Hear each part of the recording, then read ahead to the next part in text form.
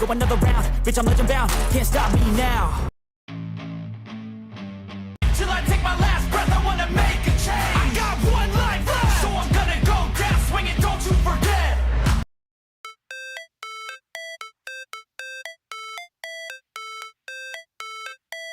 How it's supposed to feel.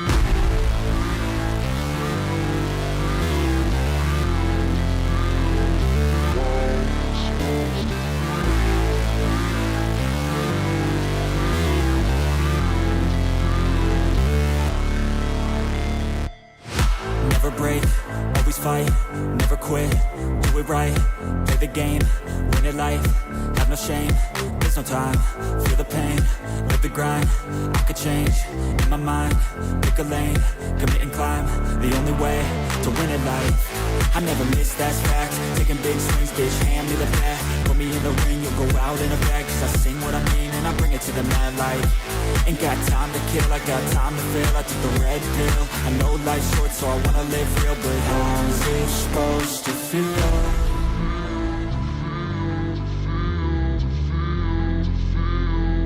How's it supposed to feel?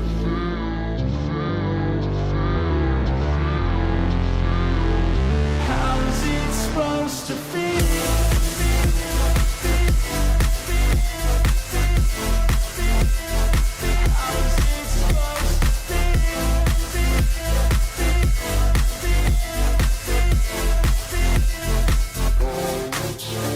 They wanna sing my name, but they holding back. They wanna say they hate, but they know it's cap. I ain't play no games, I just do that's fact. And I don't feel no shame, it's a mood you lack. I go crazy, nah bitch I ain't lazy. Track after track, I work on this shit daily. Pass me the jack, right as fuel, got me hazy. About to unpack all these things I've been chasing. I've got visions in my head, like memories after death. To be a legend instead of something you can forget. I'm living up every breath, I'd rather lead than be led. I'll fill the seats as I spread with every word that I've said.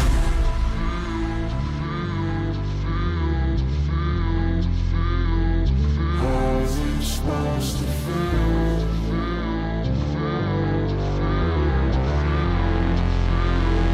How's it supposed to feel?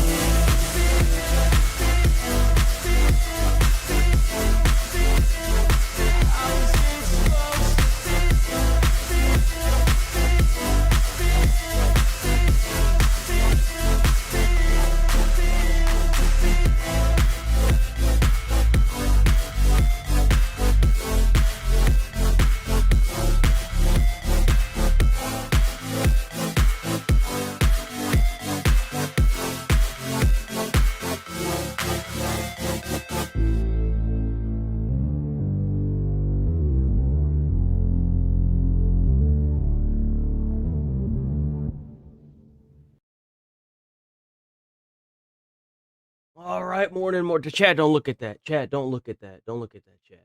Don't look at that. You're not supposed to see that. Bad chat. How we doing this morning, chat? We having a good day? We gonna have a damn good day today, chat. Yes, sir. Yes, sir.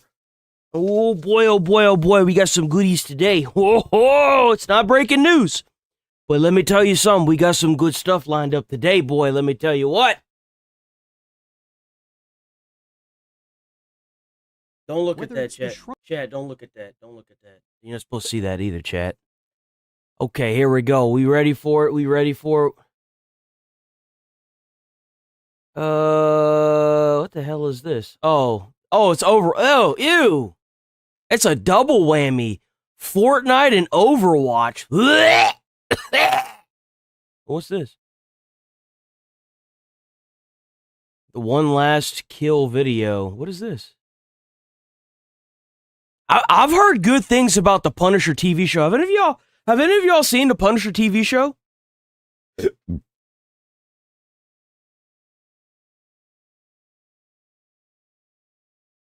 No. Good morning. I love this.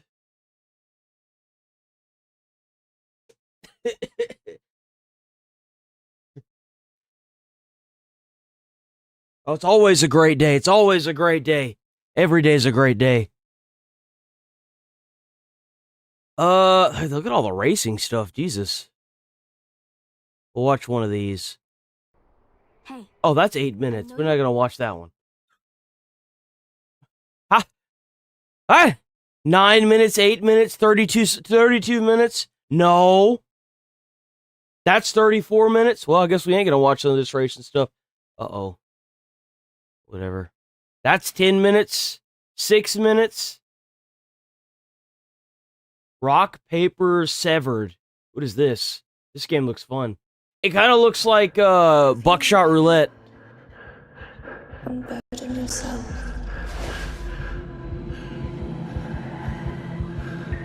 Oh, that's creepy. Bro, how many fingers you need, huh?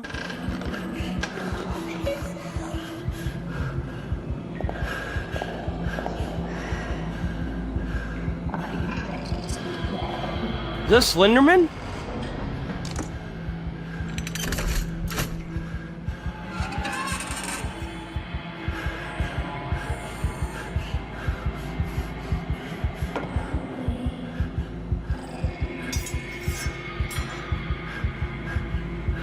Play for forgiveness.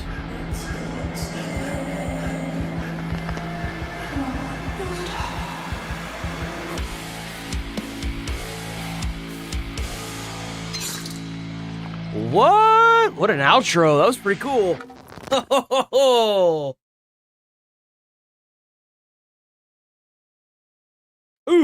Ooh, you know we gotta watch this. Like a monkey. Ooh, ooh, From the mountains of heaven into the service of Xiangyang. The tiger I'm actually kind of surprised there's still 8 people over in the big stream. The short stream is up, guys. It's been acting wonky the past couple days. If you're on it while it goes live, you have to refresh the page or go out and go back in. their ferocious reputation. One hunt at a time. But yeah, hit like on the stream. Y'all hit like. Make sure y'all hitting like. Tiger's hunting ground. Here begins her quest to recover ancient relics Wait, to what is strengthen this? her tribe and win the iron. I thought this was Warhammer. Where's all the big ass orcs? Oh, it's Total War. That's why. I don't care about Total War. I don't care about that one. I want the new one. I want that new one. That new one looks so sick. Oh, I think I saved it. Let me see if I can find it. I know I saved it somewhere. I'm so ready for it. I'm so ready for it. I'm so ready for it. I need to pull up the playlist anyway, because there's some stuff on there I've added. There's a lot of tabs today. I think it's this one. Someone I know who doesn't believe we went. This one? No, no. Of course, it's gone again, and I'm not going to dig for it. Oh well. Oh well. Really? Really? Really?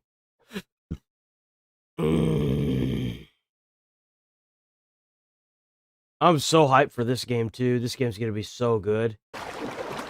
Oh, I love it. I love the sounds. The sounds make me happy.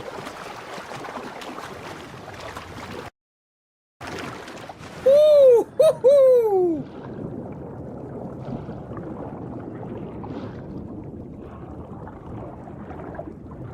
Damn, look at that. That's cool.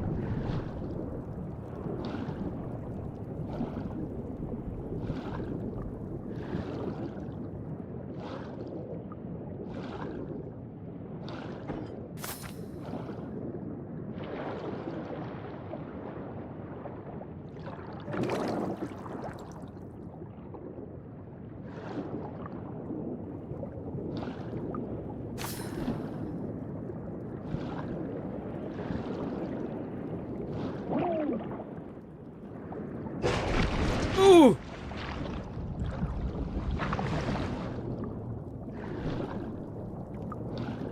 Does this guy, like, never have to take a breath?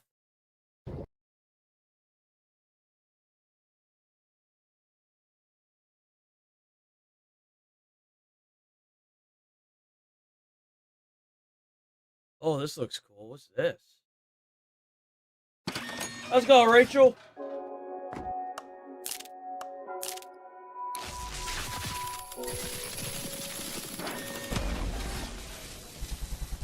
Ooh.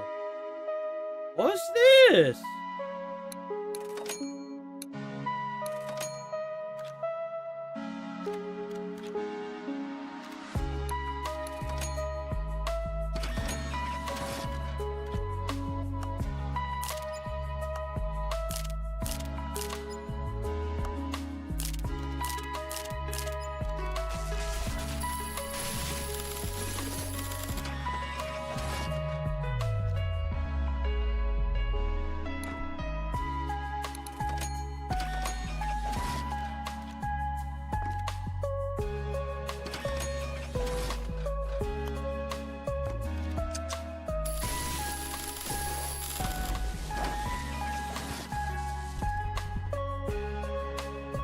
That's really cool.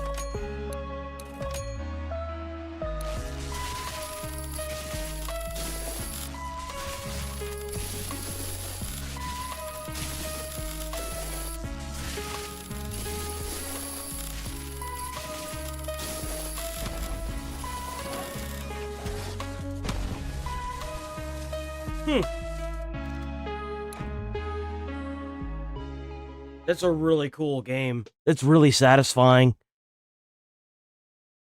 Is that a robot? Why is there a robot?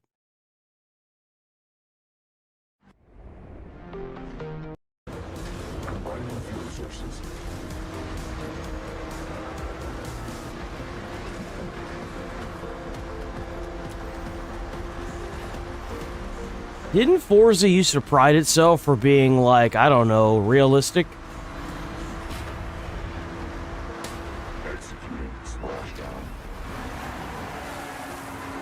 I mean, that's really cool. No lie, that's really fucking cool. I like the idea behind it. That's really cool. What? Are you trying to, like, outrace the robot, or are you just, like, he's just there? I don't know if I could play that, dude. I'd be too busy trying to see what he's doing. Experimental power systems activated. Operating at 150%. Caution advised.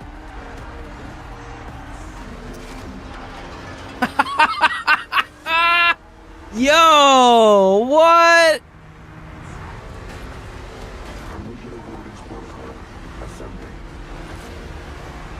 That's really fucking badass. Oh, I don't care about the stupid car. What about the robot? Oh, a bullet train. A bullet train's involved now. Hold on. Oh, no. Come back. No! I wanted the robot to destroy the bullet train. Was that so much to ask? I like that it talks, too. Oh, what the fuck?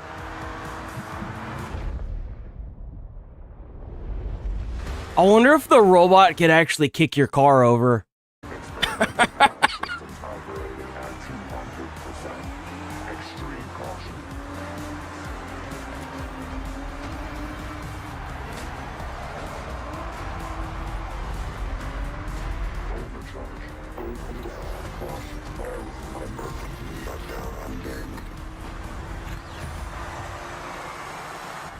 That's funny.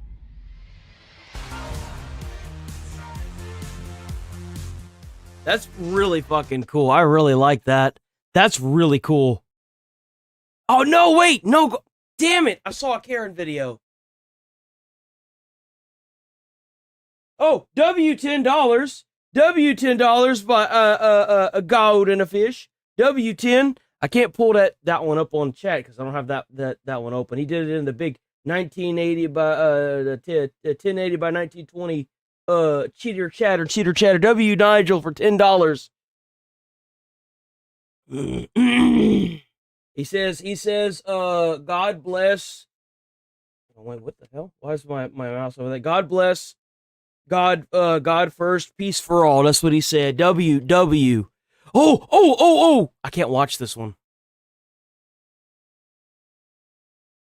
I can't watch this one today. I'll be able to watch this one tomorrow. I can't watch this one today. I don't want to take no chances. I got suspended 3 months ago today. That was a non-suspension, warning. Whatever the fuck that means. But I've been keeping track. So okay, let's move on from that. So we got 2 IGN reviews. Oh boy, what joy. On paper, it'll always seem a little odd that it took the Forza Horizon series until the 6th game to find its way to Japan. Few countries on Earth command the same level of renown as Japan when it comes to automobile culture, the home of drifting, Daikoku PA, and one of the few cars to ever get Dominic Toretto out of a Dodge. Regardless of how you slice it, a stopover in Japan certainly feels long overdue. However, after playing Forza Horizon 6 for the last week, I can't help but be glad Developer Playground Games waited. For mine, that's primarily thanks to the astounding step up in map quality. It goes beyond just being... That looks really good. It looks really good. Or the most beautiful, which it is, no doubt.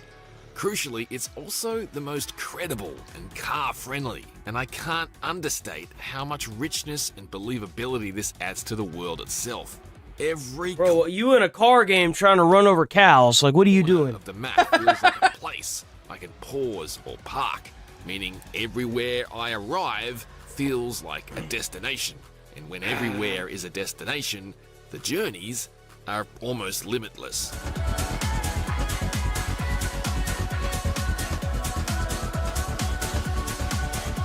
The game looks beautiful. I mean, I'll give it that. From moment to moment, particularly while participating in races, it's fair enough to say that Forza Horizon 6 resembles past games in the series in a number of obvious ways.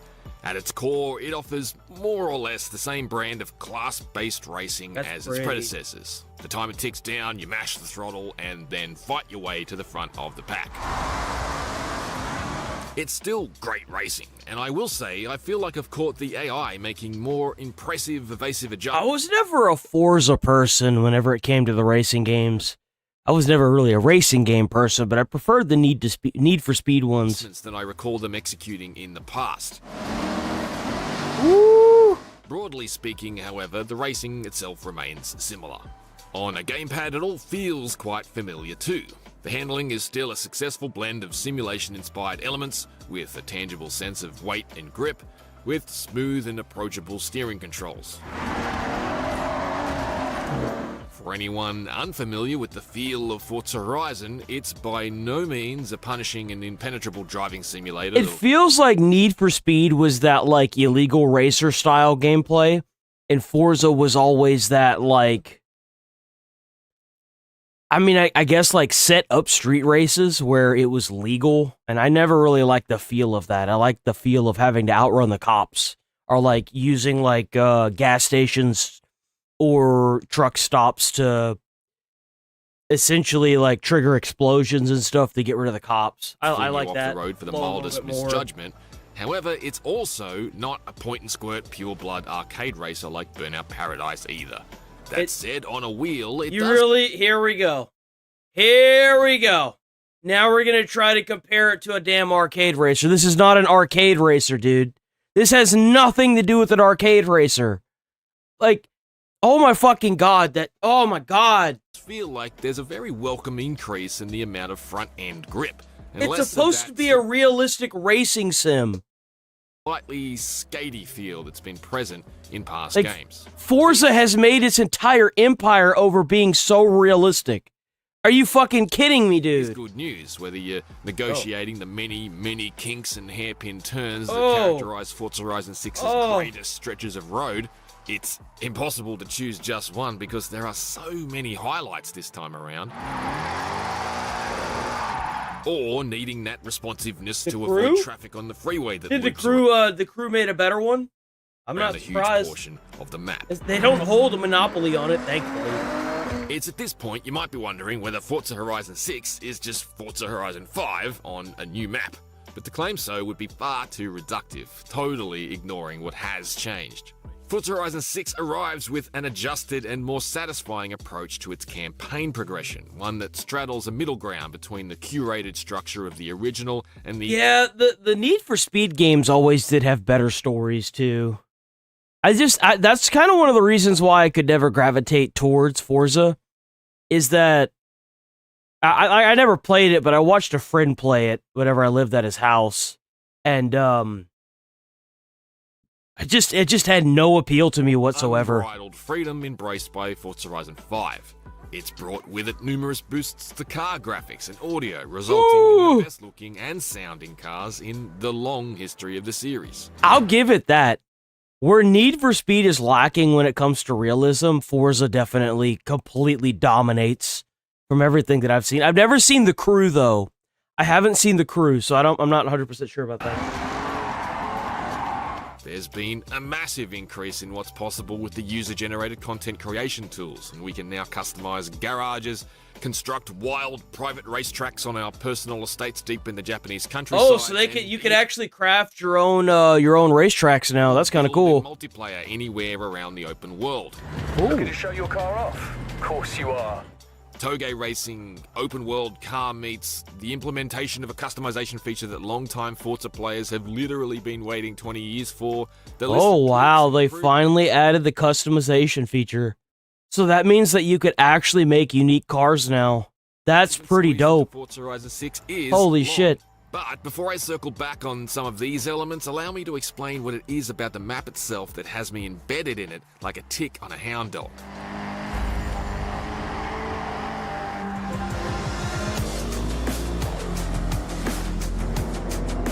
The style of Forza Horizon 6's riff on Japan should come as no surprise to those familiar with the series' history of pilfering a pile Oh my god! picturesque segments of a country that otherwise have no business being directly next to each other. That has no business whatsoever, but damn, does it sure look good.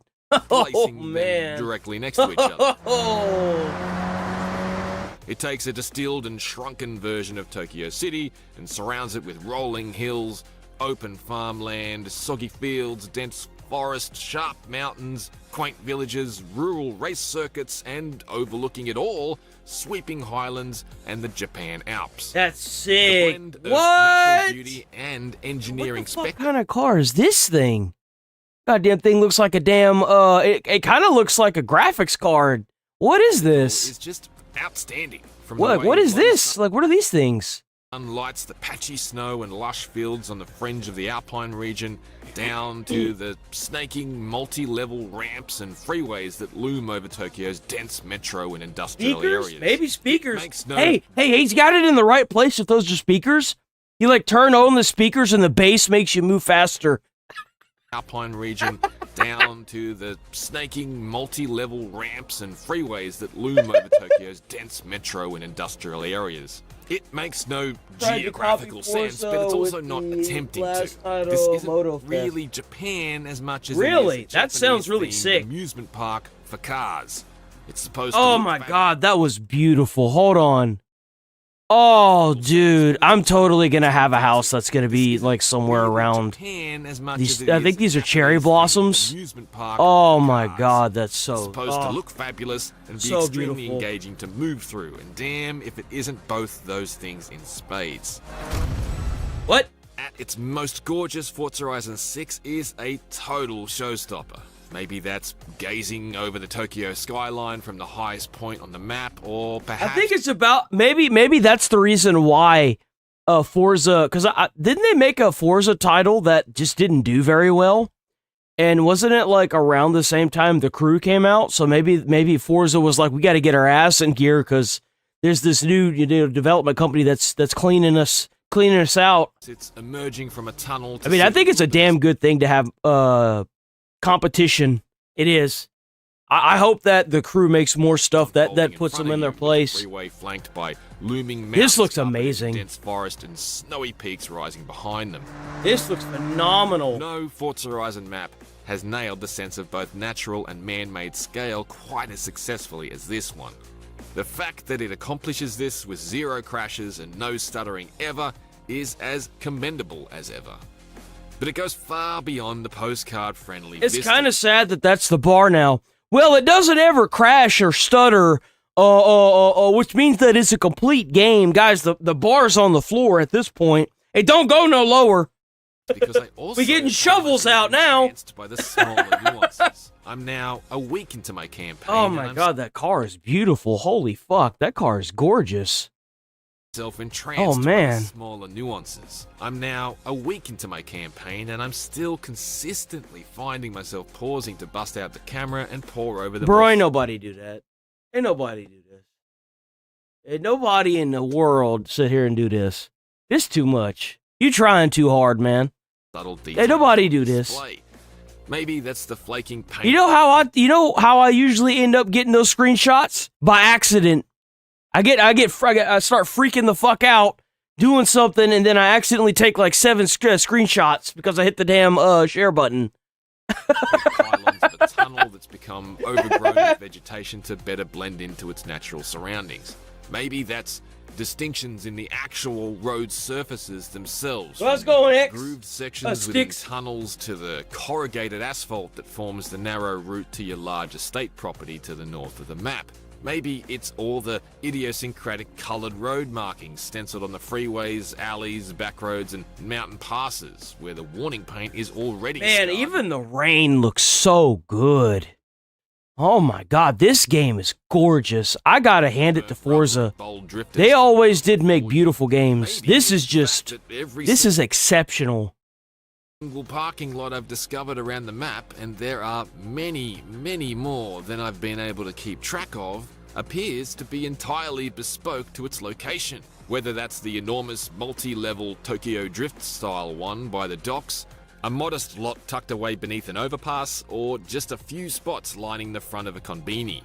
I would have loved to have seen a full spectrum of underground parking lots, and on that one See, I didn't even think that Forza had an open world. I thought it was just a bunch of like maps, and then you choose your car, then you get into the race.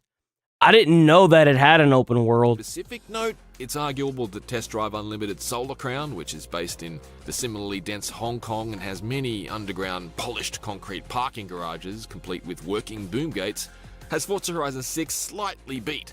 Like Solar Crown, however, Forza Horizon 6 I thought does Forza had its own engine, though. feature petrol stations. They're not interactive, but they are realistically everywhere, Does Forza all over have its own Japan. engine? There's only ever been one in the whole Horizon series before. A single Outback petrol station servicing Australia. Yeah, it does. So Forza has its own engine. It's called Forza Tech, Eastern Seaboard back in Forza Horizon 3. which would explain a lot. Particularly is just how And I want to correct a misconception with the Unreal Engine 5. I don't think the Unreal Engine 5 is really buggy. I think that there are a lot of developers that don't fucking polish their games and release an unupdated, completely broken pile of shit because they're just trying to get money. And I think that's where a lot of the misconception with Unreal Engine comes from. Like, all you hear are the developers blaming Unreal Engine 5, but like, I want to see a video of somebody like testing Unreal Engine 5, because like, and the reason why I say that is every iteration of Unreal Engine is better than the last. Well, how is it that you're still producing games that were broken on Unreal Engine 4 that are still broken on Unreal Engine 5? Maybe it's not the engine. Maybe you're just an asshole that doesn't know how to optimize your games. And you don't want to because you're cheap. Like, the presence of so many places to actually pause, park, and yeah, that's what I want to see. I want to see a testing phase. I want to see testing of Unreal Engine. That's what I want to see. I want to see if it's actually the engine or if it's just a bunch of developers. And they must have put the engine through test. There's no way they didn't, right? Surely they tested it before they released it. There's no way they released Unreal Engine with it being broken. I'm sorry. I just don't believe that. I would believe that the developers are just releasing games without them being optimized. Straight up. I would believe that so much more than there actually being a problem with Unreal Engine. I'm sorry. Unreal Engine has one job. They have one job.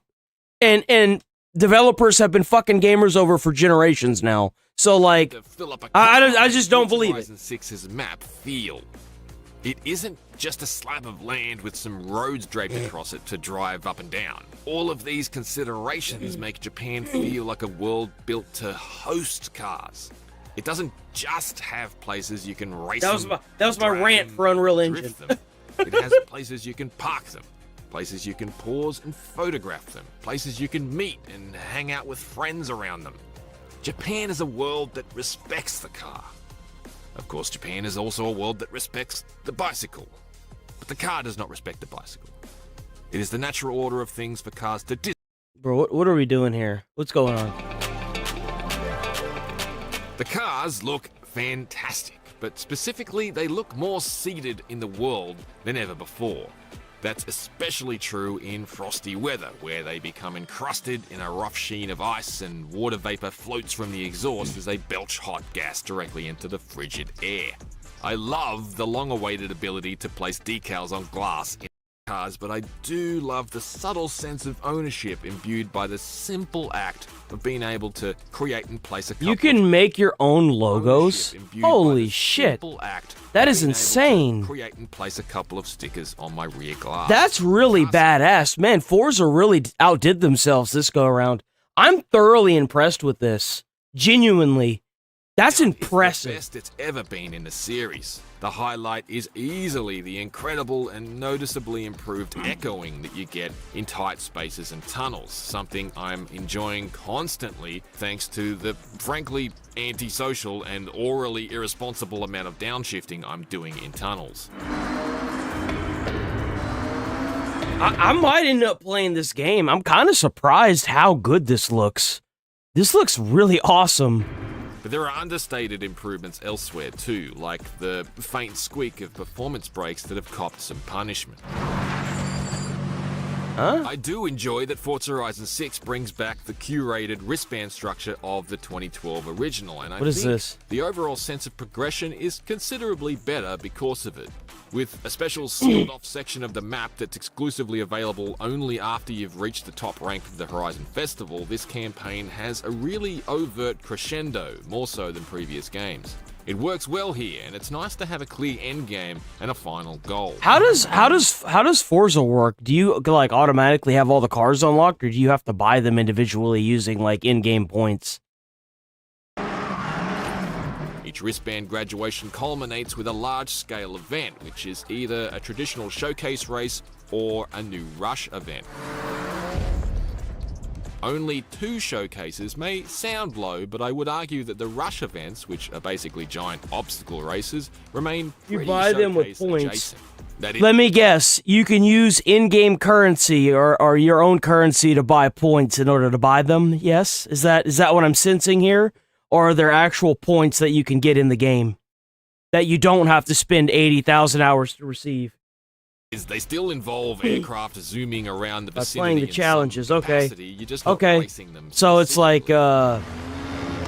so it doesn't sound that crazy. Showcases are just on more straightforward routes, which is smart considering it gives us a lot more time to actually look at, say, Oh, a dude, giant thank God. mech stomping towards Oh yeah, this Tokyo. one. That one may just be the wildest showcase in the series today. That's really cool. I'm sorry. Rising velocity. Victory forecast at 80%. Combining fuel sources. Overall, the tighter career structure only temporarily infringes on the freedom afforded to customize races that players of Forza Horizon 5 should be accustomed to. That is, while a race will initially have a set class and car theme locked, after this has been completed, you can use the custom options to race it on subsequent occasions in any other car from your garage. It's an effective compromise between a more what the traditional hell is approach that? and the totally malleable nature of Forza Horizon 5. Playground Games did make something of the decision to have your player character arrive at the Horizon Festival as a tourist in Japan rather than an existing festival superstar, although your identity as a tourist doesn't really seem to inform much. Make yourself at home. Whatever you need, just ask. You're still immediately presented with a trio of pre-modified cars to start with, and while it seems like you're choosing one, you're actually gifted all three. Part of me does wonder whether using Forza Horizon 6's new aftermarket car system, where cars for sale are positioned around the world to drive up to, view and purchase in real time, could have been a more immersive option. Perhaps we could have headed out to cruise Tokyo in a borrowed car to find one of our own to buy and modify. That's a nice or maybe car. it would have been neat to have needed to take a road trip to one of the permanent racetracks on the map to, say, meet a local getting rid of an old project car or clapped out track day gem. The race and drift circuits on the map are oozing with grassroots motorsport charm, and I love visiting them. However, this is a pretty minor complaint considering how quickly and regularly you begin to accumulate cars. Look at all those Playground cars. has scaled back the wheel spin prize mechanic to be far less common, which is smart because I think it had gotten overused. However, credits still arrive at a decent clip, and there are more hidden cars than ever before, with the most barn finds to date and 9 additional treasure cars. Damn. Clues to find treasure cars are uncovered by simply Oh, it's the driving bullet. around the map, which is just one of the Oh, it's a many Ford ways GT. Forza Horizon Okay. 6 incentivizes exploring. Speaking of that, so Best Buy fucked up. They released the pre-order date for Grand Theft Auto 6, boys.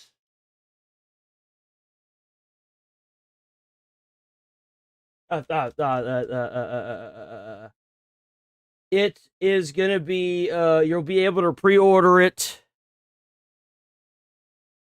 starting, I believe, next week. Their own pace. 2005. They fucked up big. Hopefully the salty sea air hasn't ruined the paintwork. Let me see. Oh wait, we got the verdict. Hold on, we got the verdict. Let's just get the verdict out of the way quick. Forza Right Horizon quick, 6 right quick, has right quick. not skipped a beat, and it runs like a titan. Aesthetically, it's the best looking and best sounding game Playground has produced to date, set in the most wonderfully realised map it's ever crafted, full of dense, authentic details and stunning driving roads. I think this game looks Wanting amazing. to explore the What do we get?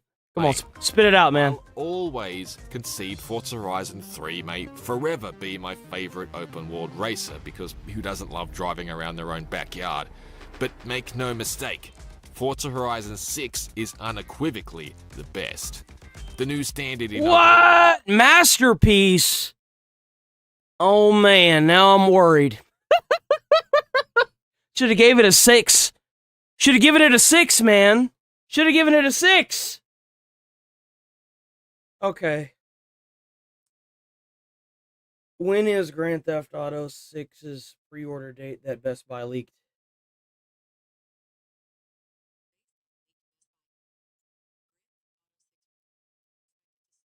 May 18th. May 18th is when the pre-orders are expected to be released. Best Buy fucked up big, boys. Did I put it here? I did. We at Best Buy have accidentally leaked the pre-order date for GTA 6 starting in 4 days on May 18th. Wait, what? In 4 days? Oh my gosh, just stay calm. That's right, boys. It's happening. It's happening this year. It's gonna happen, guys. It's gonna fucking happen. Okay, so we got Subnautica 2 Early Access review. I want to inform you guys that Subnautica not only blew out the expectations and is going to receive the $253 million after winning the lawsuit that was promised to them if they managed to hit their salesman goal by getting 500,000 players on all at once. But the review that IGN gave it, well, let's just say it's embarrassing. Whether it's the shrunken world of Grounded or the monster collecting hijinks of Pow World, it really only takes one great idea to make all the familiar parts of a survival game feel completely new. Subnautica did just that way back in 2014 by plunging the usual formula underwater, easily emerging as one How's of it going, my Daniel? favorites by the time it left early access in 2018. 8 years and one icy spin-off later, Subnautica 2's own early access debut has once again pulled me in like an ocean current. As soon as now y'all hold y'all's money, okay? Y'all might be able to help me out with this. As soon as it drops and I react to the trailer, I will go to the pre-order sites and I will try to find the pre-order stuff. And whenever I do, I'm going to use the YouTube shopping magic and I'll put it down in the description of the video. And I'll probably release that video early that day so that way I can get it to y'all quicker. It might even be on the stream itself. Whenever y'all click in to view the stream, click the links on the stream. Whenever this is for Grand Theft Auto 6, and y'all give me a little bit of y'all will give me a little bit of kickback for the release. I'll look up Best Buy, Walmart, GameStop. I'll do all those. I'll get all those ready for y'all and have them ready so that way whenever it drops, y'all ain't gotta wait very long at all. And if for whatever reason I can't find anything before I start streaming, I'll release the video for Grand Theft Auto. It'll probably be me reacting to the trailer or some shit, something like that. And y'all can click on the description and it'll be in there. So just keep that in mind. Just keep that in mind. And the game-changing if y'all want to get Grand Theft Auto 6, makes the depths a if little not, less that's lonesome. fine. I mean, if you don't want to With red use barriers the waiting thing, that's for you fine. outside of the small map that's currently available, and a short list of gear and craftables. Also, if you use the link that I'll have in the description, it'll also put me in good favor with YouTube. Just saying. I started to run low on new things to do and build. It'll give hours, the algorithm more people for us to make fun of. But that won't be a surprise to anyone who followed the original from its early days. And dipping my toes in now has made me extremely excited for the updates that await us in the months and years to come. I really wanted to play this, but whenever I found out that it was early access and that it wasn't on PlayStation, I was like,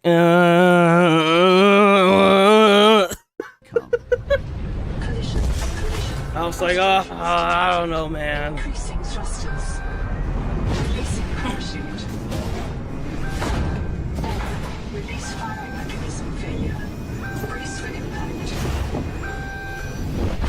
Returning fans will recognize most of the weird stuff going on in Subnautica 2. A creepy water planet filled with dangerous sea life? Check. A sci-fi story that goes from mildly stressful to soul-crushingly depressing in a matter of hours? Check. The first game to me looked kind of boring too. Like, I don't know, I like how pretty it is, but it just seems empty. I don't know how to explain it. It just seems Everyone will blame me. really Building weird. massive bases and crafting gear and vehicles solely so that you don't have to keep swimming to the surface to catch your breath as often? You know it.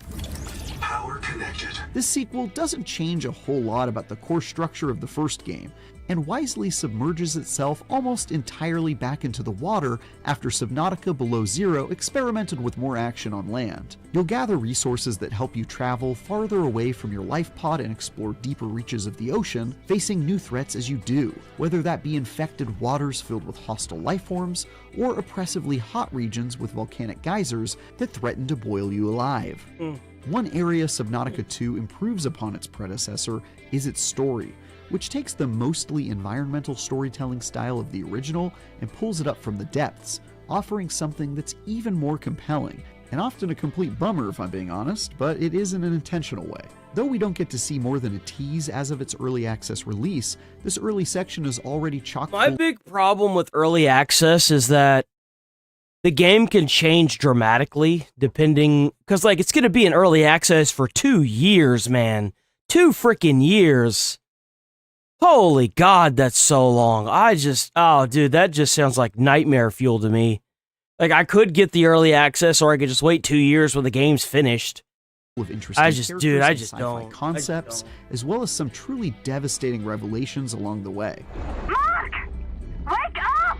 What's great is that while this story is certainly more direct, it manages to tell it while retaining the sense of isolation and mystery that feels like an essential part of the series. If anything, learning more about the state of the world and the terrifying planet you find yourself on only heightens the disquiet as you explore. Oh, I mean, I do have PayPal. I don't know if you're allowed to link PayPal like that. I don't know how that works. I'm not quite sure how that works, actually.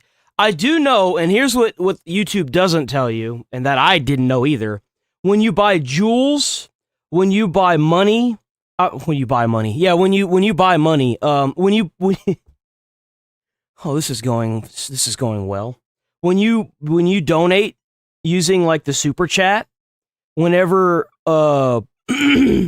you do the gifted memberships, I think actually when you do the jewels, I think the jewels help out the most. It boosts your viewership like crazy. I've noticed that whenever I started getting a lot of viewership around October of last year, I had people getting into the comments and leaving a bunch of jewels. And that just made the entire streams go crazy for the longest time. And the thing is that if YouTube gets money, and if YouTube gets money from my revenue, then they're going to promote my stream more. I'm thinking more long term, like I want to, like, even if I did set up the PayPal, I think it would be more beneficial for not only me, but for the channel, because it would get more viewership if you did the donations through YouTube. Because if YouTube's getting a cut of money, then they're going to show the channel more, which means more people will join in, more people will donate, and it's a domino effect. You get what I'm saying? I hope that makes sense. I really do. Because that's what is really gonna like that's really what's gonna solidify a lot of YouTube's viewership right there.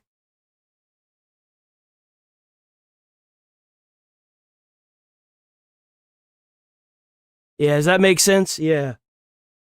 If this is just a taste of things to come, then I genuinely fear what's in store. But one day she did not return.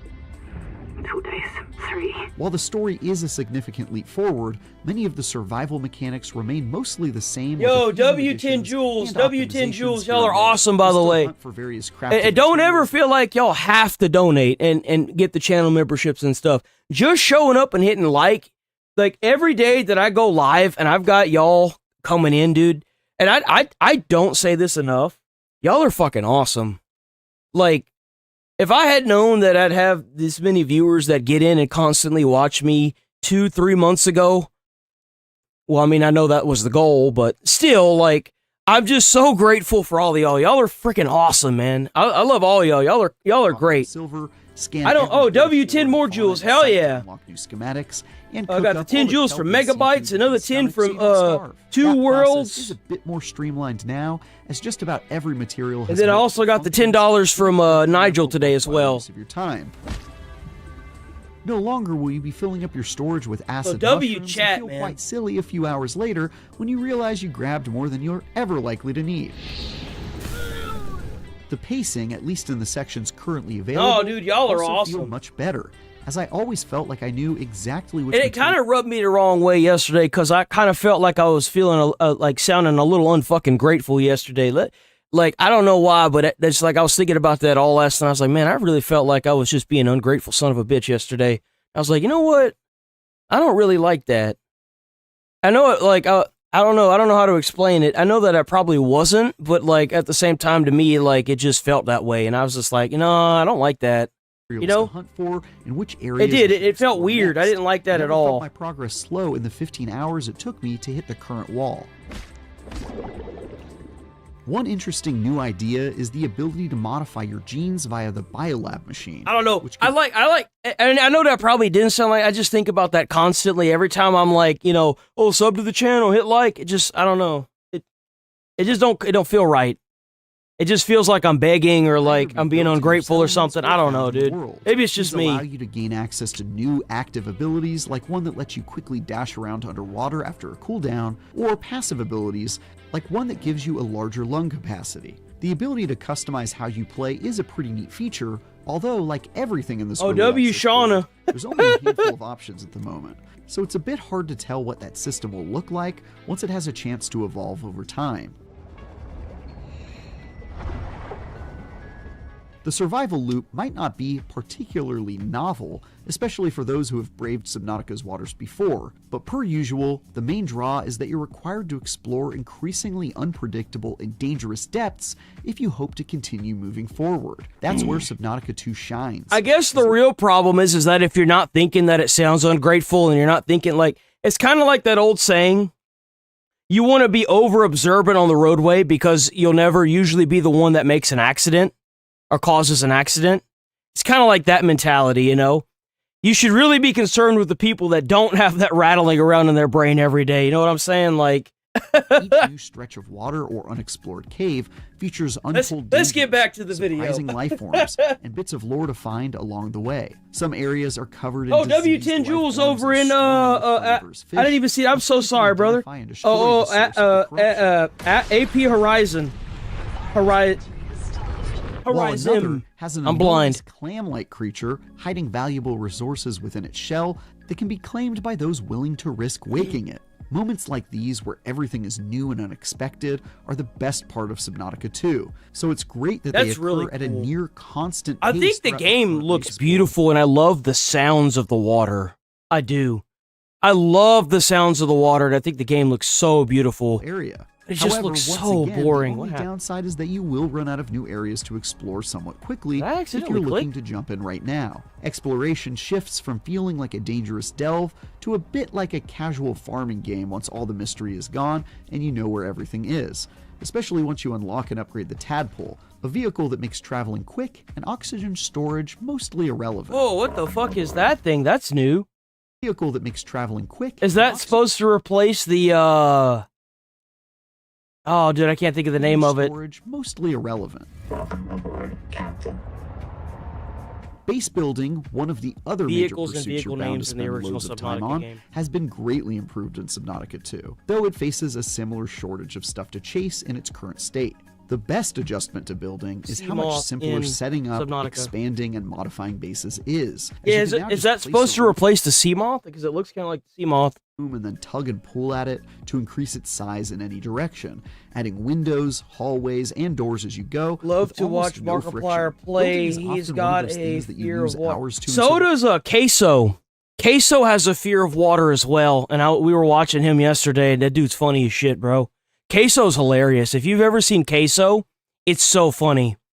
You could usually catch Queso playing on Twitch.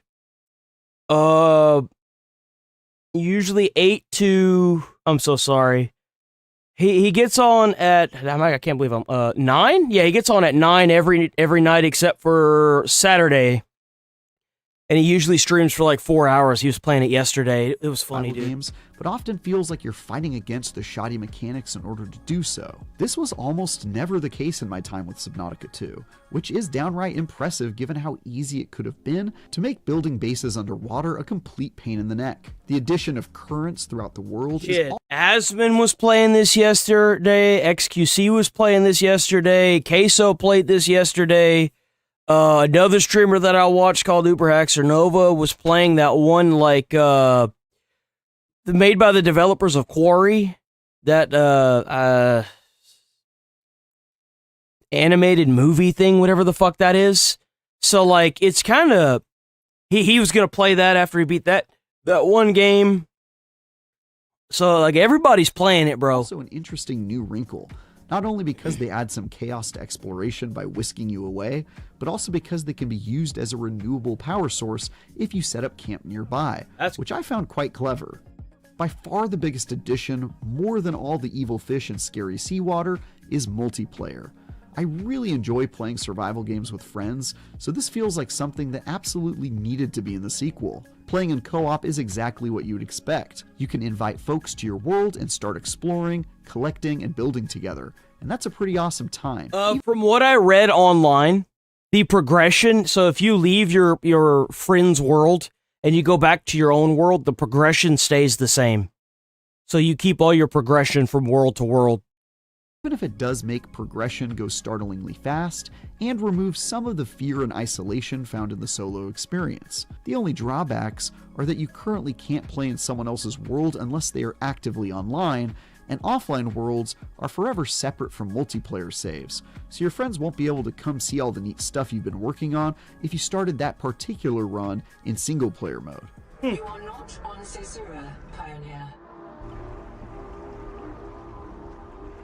Subnautica 2 is well on its way to Here we being an go. awesome evolution of one of my favorite survival games. There's plenty of reasons to dive in at its early access debut, including the start of a captivating story, the interesting and stressful depths to explore. I gotta give this one credit where credit's due. From what I've heard and what I've Googled, there's about 15 to 25 hours worth of content in the game as of right now. So you could get a full-fledged experience out of the game right now. And the addition of simple but effective multiplayer options. But the waters are pretty shallow at the moment, and it only takes a handful of hours to start seeing the work-in-progress walls that will eventually block your path, whether that's the literal borders of the map or the small number of craftables currently available. It's pretty impressive that waiting in these low tides is as fun as it is already, and that should be a great sign of things to come. But What a fucking joke, IGN. What a joke you are. What a joke. I'll have you know that the guesstimation for the player base on this game will probably break 700,000 players by the weekend. So I hope that, per the usual, the gaming community will continue to make IGN look like a bunch of nutballs. What a joke. And how many more time is it? It's 9:12. Hello. Oh wait, no. Every year, an You know what? We'll save this for tomorrow. Maybe that too. Quickly become one of my least favorite people on this planet. He is unfathomably cringe, and yet he is still extremely vocal and can't stop chirping about his 40,000 acre data center in Utah. He's doing this nationwide humiliation ritual where he's going on like every platform imaginable, just be clowning himself publicly.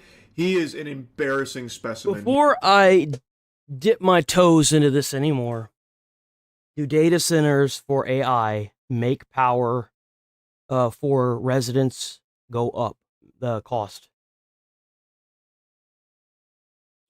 Yes. Okay. Electricity costs for residents. This is because of higher demand.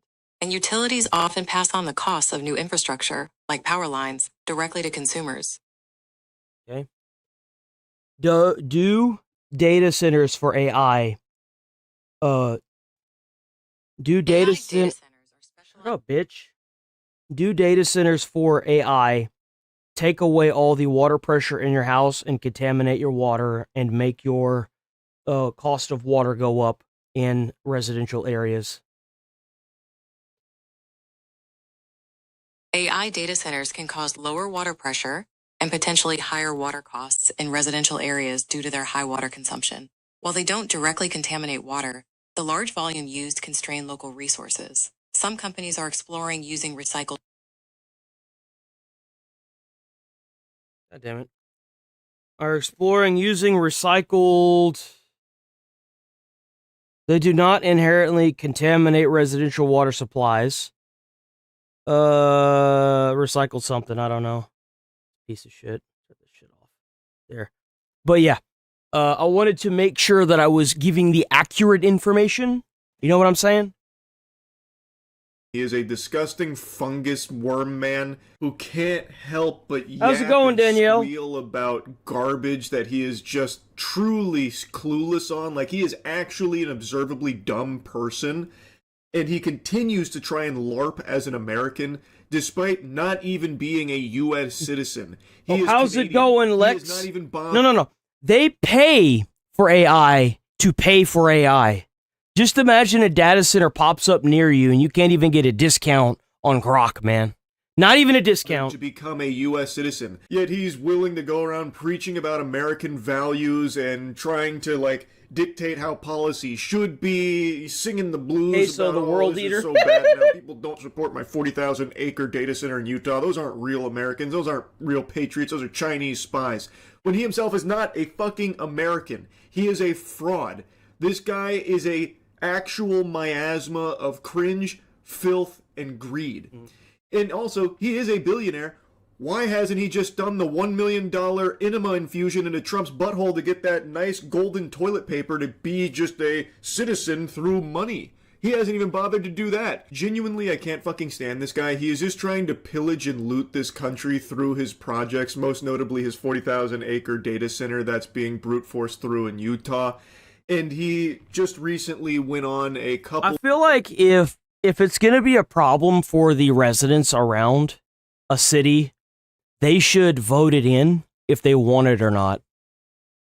I don't understand how you could brute force something through City Hall without, like, I mean, I understand how it is and the complexities of it, but the fact that they're just letting it go through anyway, because they're all being paid to let it go through in places like Utah or what's going to happen in Texas. Like, Texas's power grid cannot support a data center like that. It can't. Like, we can't even, like, we literally had a power outage last night. And they're trying to build one of the biggest data centers in the entire country in Texas.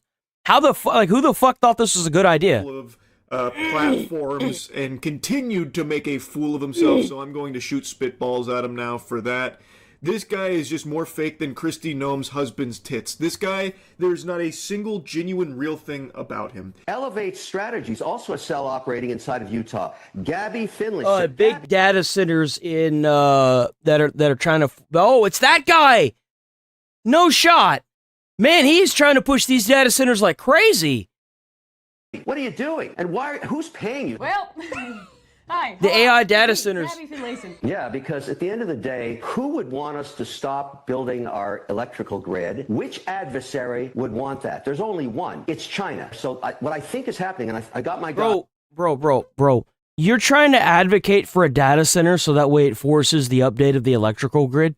You do realize that most of the updates are immediately going to go straight to that data center? Like, you understand that you're going to force up the cost of electricity by almost double. It's already crazy expensive.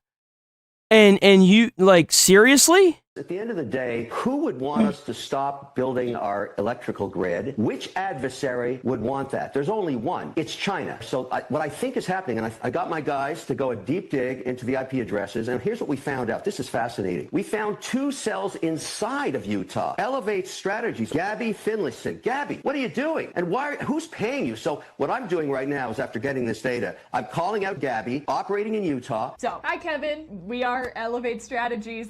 This is Utah. You know what's really shitty? We have, and you're right. We have all that desert that they could make wind farms, solar panel farms, and they could use that. They could use they can use that energy instead of taking off of the power grids that are already there that can't support this. And they could make their own shit there. They can have their own water recycling stuff there.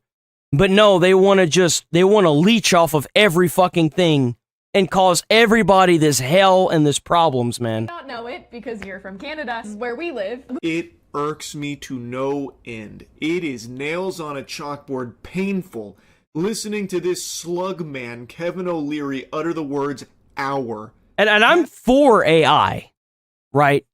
But I am definitely not for the damn prices going up. Obviously, we can't even afford what the hell we got now.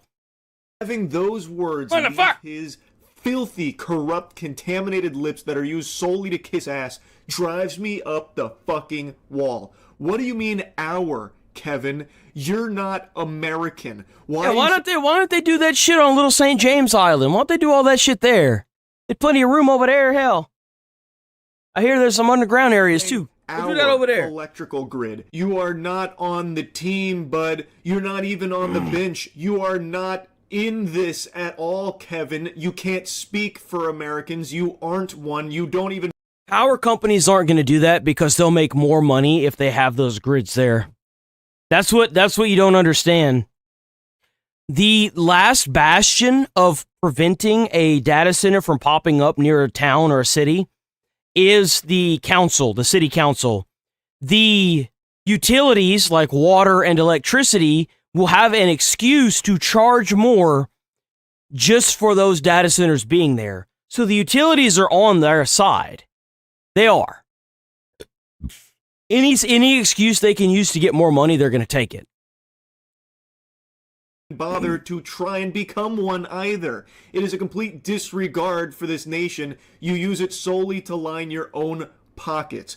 You fucking suck, man. Now, he's trying to call out Elevate Strategies, which is an organization in Utah, and he's saying that they're actually Chinese spies, and he thought he had like this gotcha moment, this dunk where it's like calling one exactly. of them. It's another case of them cashing checks, them making checks that everyone else has to cash. That's exactly what the city councils are doing.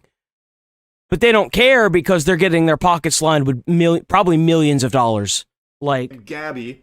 So come, Gabby, I'm shining a light here. Show yourself. And I guess he was expecting, a fucking Chinese operative to step forward or just complete radio silence and crickets. But what he got was the actual organizers here, Gabby herself, coming forward and talking about their goals and what they are doing in Utah as people that actually live and work there. This isn't some fucking grand conspiracy to try and stop these benevolent saints from bestowing upon us plebeians the gift of data centers. We have so many data centers that are blowing up across the country. Well, not literally. Don't worry, BlackRock's already taken that into account. I yapped about that yesterday. I mean, like this explosion of data centers being built. Like they are pushing for data centers in every single location imaginable. You'll probably find some data centers in your fucking thoughts too. They're starting to put them there as well. Like they are actually going everywhere.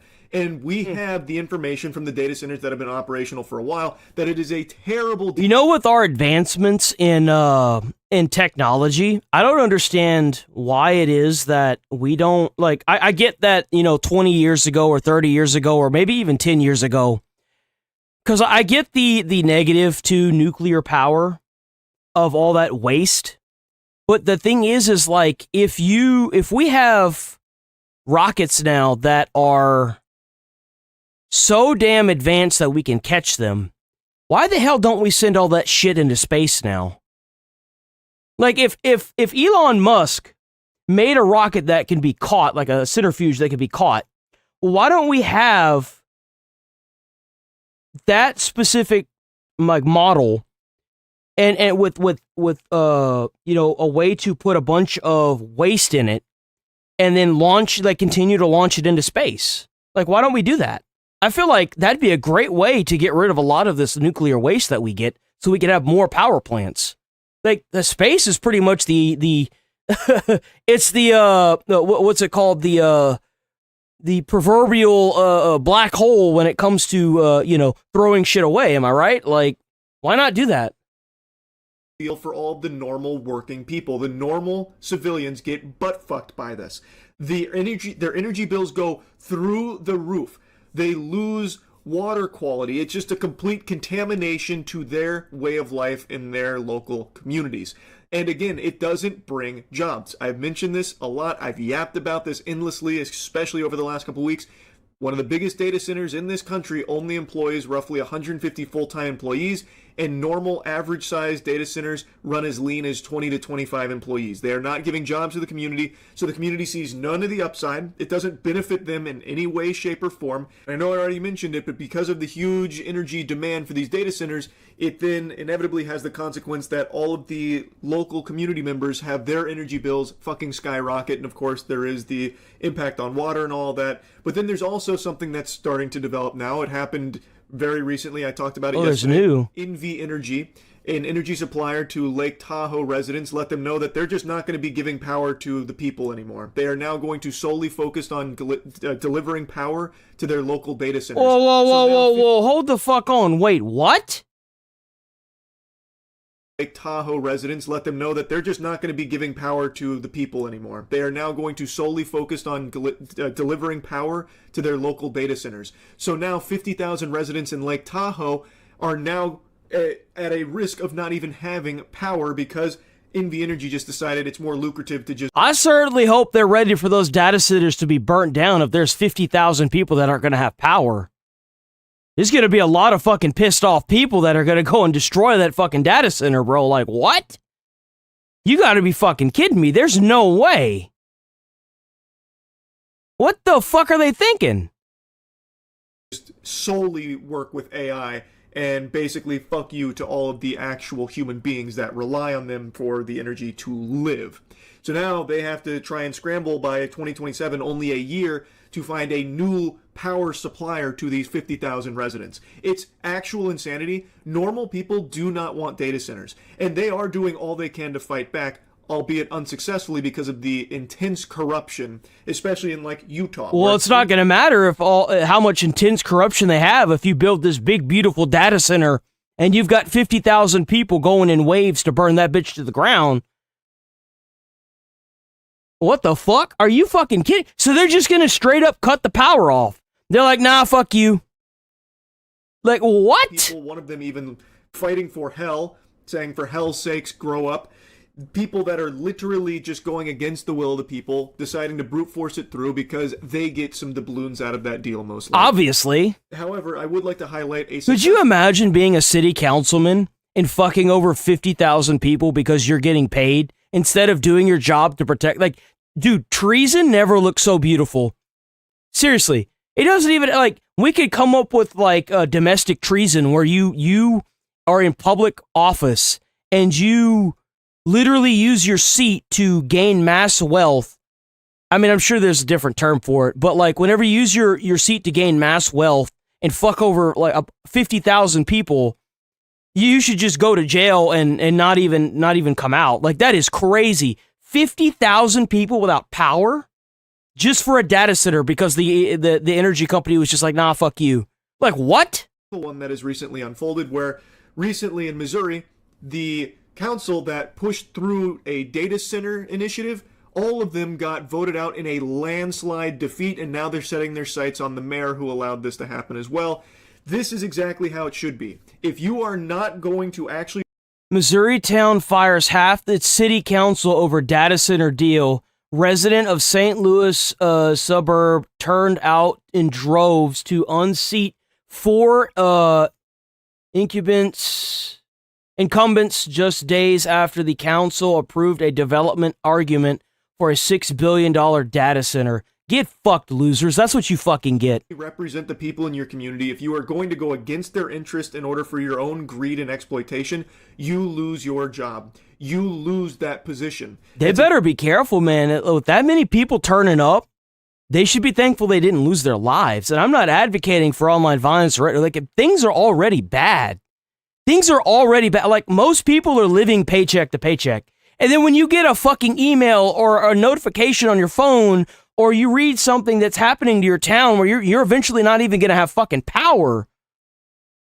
Like, I guess just struggling paycheck to paycheck, penny pinching just isn't enough anymore. Now you've got to go out and deal with this bullshit now. This is insanity. Exactly how it should be. This is fucking That's exactly crazy. What's happening in this Missouri community. So hats off to them, and I hope to see more of this shit continue.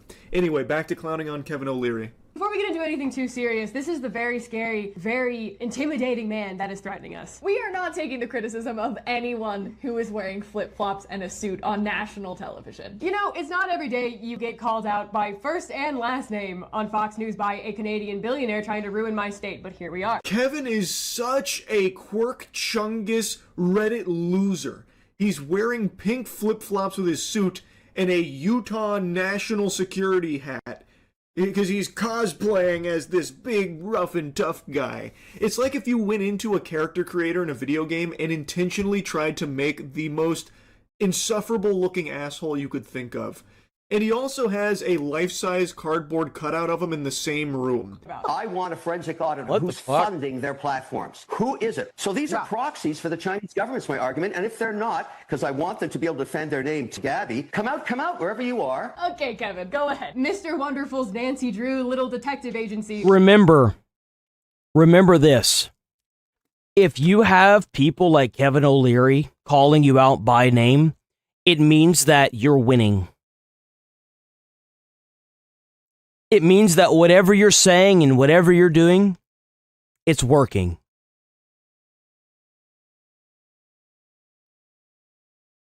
Remember that. Have at it, brother, because if we were Chinese operatives, we would be the worst operatives in the entire world. Someone alert Beijing that the payment portal to Jackie and I's Amex bills is somehow broken. As a reminder, we run Democratic campaigns in the state of Utah. If we were in this to be making money, we would be doing literally anything else. And you should know that because your job is to give small business owners an aid. But if we're talking about audits, we should be auditing the Stratos Project. We should be auditing all of the politicians that, I don't know, do you have property surrounding the Stratos Project? Or maybe do you have interests that you were changing the laws before this was created? Hypothetically. We're just saying we should maybe look into people that stand to make hundreds of millions of dollars off this project. Audit is a word that should be treated like Voldemort in Kevin's vocabulary. He should fear the word audit. How's it going? Can? Fuck about Kevin's business dealings, they would uncover some extremely shady shit, I imagine.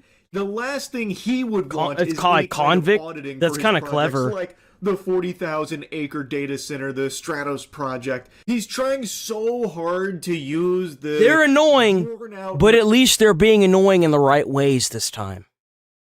See, I don't mind a Karen getting annoyed, but whenever they're threatening to cut off the power to 50,000 people for a data center, that's the right kind of annoying that we need on our side. You know what I'm saying? Method of everyone who disagrees with my business practices is a spy or a terrorist. How's it going? They're not real Americans. But it doesn't work, Kevin, because data centers are so unanimously hated by real people that actually live in these communities that you are infesting that this just doesn't fly. Because, again, average, ordinary people are directly impacted by this in a wildly negative fashion, and they do actually go out and try and fight against it. So when you, a foreign billionaire, come over and start stepping all over them, insulting them, and saying that they're not real Americans, they're being paid by China or being bussed in, and aren't actually representative of the real enthusiasm true Americans have around data centers, it just doesn't work. People see right through the lie. He also just can't help himself but to go on this humiliation ritual where he makes it abundantly clear that he is... I think the issue is that we the people have been getting fucked over so much in the past decade that we're literally having to fight for just keeping the fucking power on. For some people, that's literally survival. Like being able to get oxygen. Sometimes you need to have the power to charge up devices in order to get oxygen. So like you literally have communities being forced to come together regardless of if they're Democrat or Republican to fight against big business for actual fucking survival now. Like that's really what it's boiling down to. I think that's the reason why the Democratic Party is splintering like crazy and why most of America is voting red right now is because they see what's going on and they're all coming together with this obvious, like, known fact that the Democratic Party is, anti-American. They are. And that's why they're all, like, everyone in America is coming together and realizing what's going on here. They're standing for the side that obviously benefits them the most. And, well, it's working. And as long as it keeps working, they're going to keep doing it. Even if you have counter-protesters or protesters that are fucking AstroTurf or paid, it won't matter. Actually a stupid imbecile, like a bumbling moron. There's always this perception that if you have as much money as Kevin, you must be It's actually very inspirational. It really is when you think about it.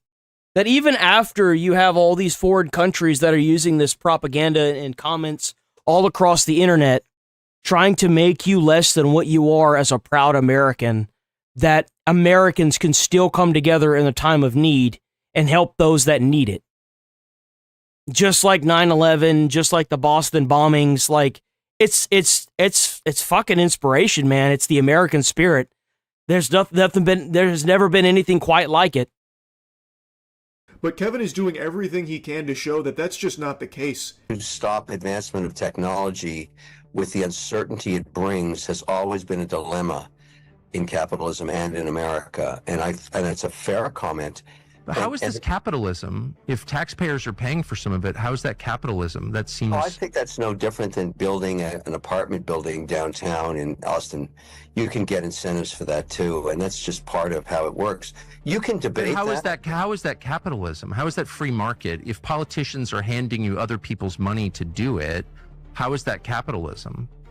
Well, capitalism is built into the Constitution, which I think was genius. As I said, he's been going on like every platform imaginable, and every time he finds a way to look dumber and dumber.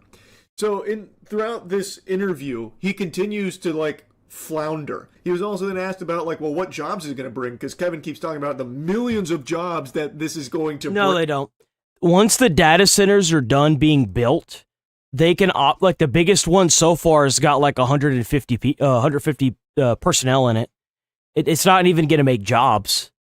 That's the thing, is it's not. It's just going to eat up all the land, make your electric bills go up or out altogether, and take away your water pressure and make your water go up. Like there's no good that comes from these stupid data centers whatsoever. People just don't see the vision. And he couldn't actually name any jobs or actually explain that thought process of his. It also looks like he's fucking zooted out of his mind. Why does he keep zoning out? Is he blue screening in the brain? Is he seeing a ghost or like a big floating pair of titties? Like, what does Kevin keep looking off into?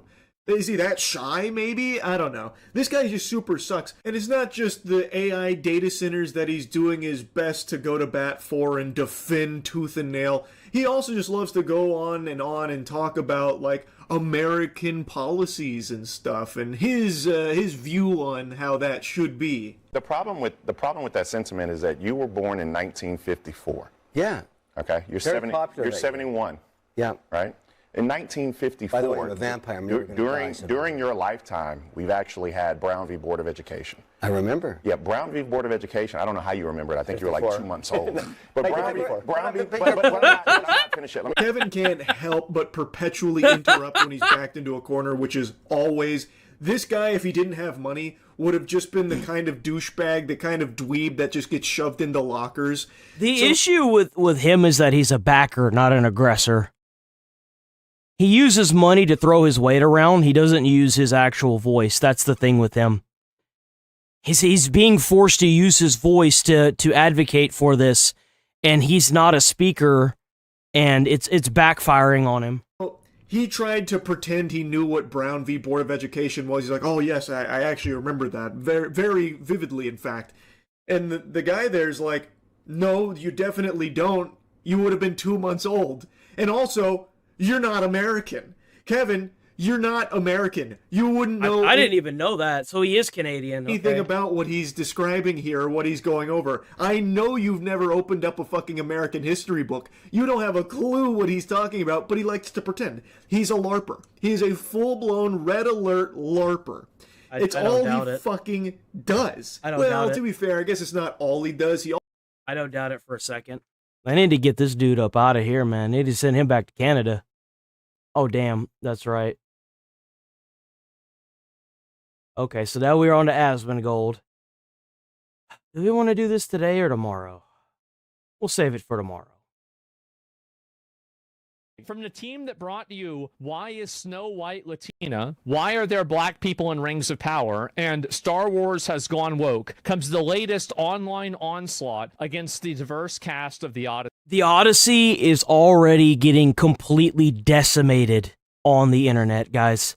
They are completely decimating this dog shit movie that's going to be coming out.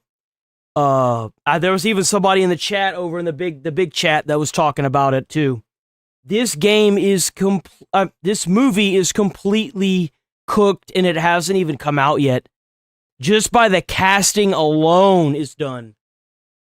See, this is W internet. W Odyssey internet, with bro. Brock to see a Seriously. better. It's ridiculous. Nobody in the world thought Helen of Troy was black. Nobody thought that. If you went and you put a white girl with blonde hair and blue eyes and you said, this is Cleopatra, you would have all the people that are defending this attacking you. I remember my grandmother saying to me, I don't care what they tell you in school, Cleopatra was black. And so this is somebody, they're boycotting Super Mario Brothers. Oh, this is the guy. John Leguizamo, only Latinos should be playing a Latino, stands there in blatant whiteface taking a check for playing a Greek. So wait a minute. Damn. Damn. Well, there it is, ain't it? This guy had no problem. He had no problem taking a role. Are you going to be watching Super Mario Brothers? No, I will not be watching Super Oh my goodness. So, So you're a hypocrite. Very nice, very nice. messed up the inclusion. They disincluded. Just cast some Latin folk. Cast some Latin folk. We're 20% of the population, the largest people of color group, and we're underrepresented. Overrepresented in the worst kind of jobs, though. So no Super Mario Brothers for you? Hell no. They have no problem playing this role. They don't care about this. They simply say this so they can take advantage of you. That's it. I want to make 3 points that I think So this is the person. Damn, I really like that actor Christopher Nolan's too. Odyssey translated by Emily Wilson. So this is the person right here. Christopher Nolan's Odyssey translated by Emily Wilson. This is the translation. So that's the translation that came from the original Odyssey, right? So she's known as a woke activist.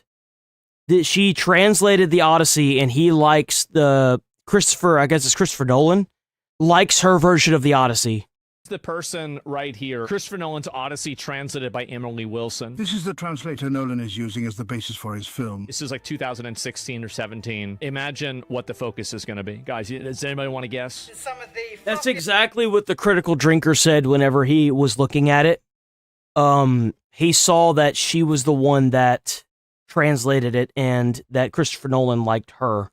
So kinds of press coverage. One is that my being the first woman to translate the Odyssey into English isn't really a headline that should be about me. The headline should be, why is it that this particular field, the field of classical translations of Greek and Roman texts, has been so vastly male-dominated? It's very simple why. Almost all of the stories are masculine-focused stories. Men being men, killing other men, men killing beasts, men winning wars, overcoming challenges, and so obviously it's going to appeal to men more. Like, duh. Being female doesn't in itself guarantee that you'll have a distinctively female or feminine perspective. Yeah, so you had to add that in there yourself. That's great. I'm glad. Women can be misogynistic perfectly easily. Many women aren't feminists. Many women haven't thought about gender whatsoever. For me, well, then why are you thinking about it?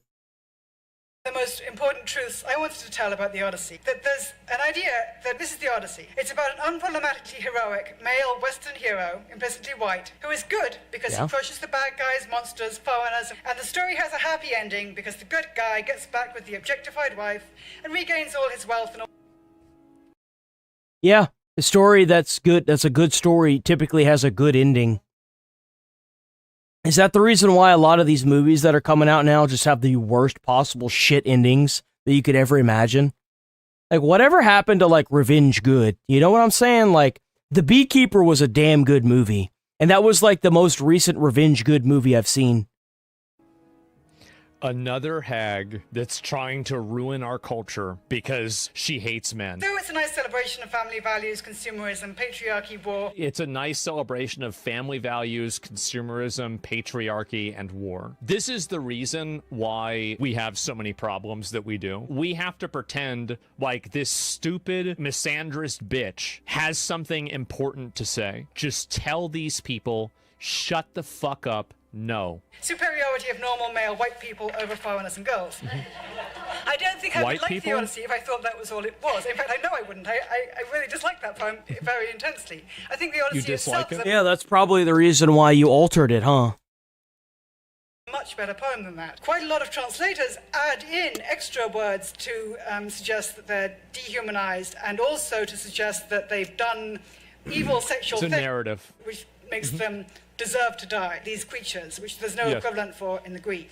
Don't you just love how she tries to shut that down? And also to suggest that they've done evil sexual things. It's a narrative. Which makes So she's saying that everybody that's translated the Odyssey, not only that they're translating it in the way that they want, but they're also all men. if you listen to like the beginning of this and then you listen to this, and it's completely obvious what she's trying to do. She's trying to say that any man that translates this is going to come to the conclusion that that the Odyssey is told the way the Odyssey is told, and if it's done by a woman, it's done the correct way, and that's the reason why she's on that stage doing what she's doing. She's trying to single-handedly disenfranchise every man and give every woman that benefit. It's such a sick thing. It really is. Deserve to die, these creatures, which there's no Yes. equivalent for in the Greek. Fitzgerald adds in death of a beast to trolls, you sluts.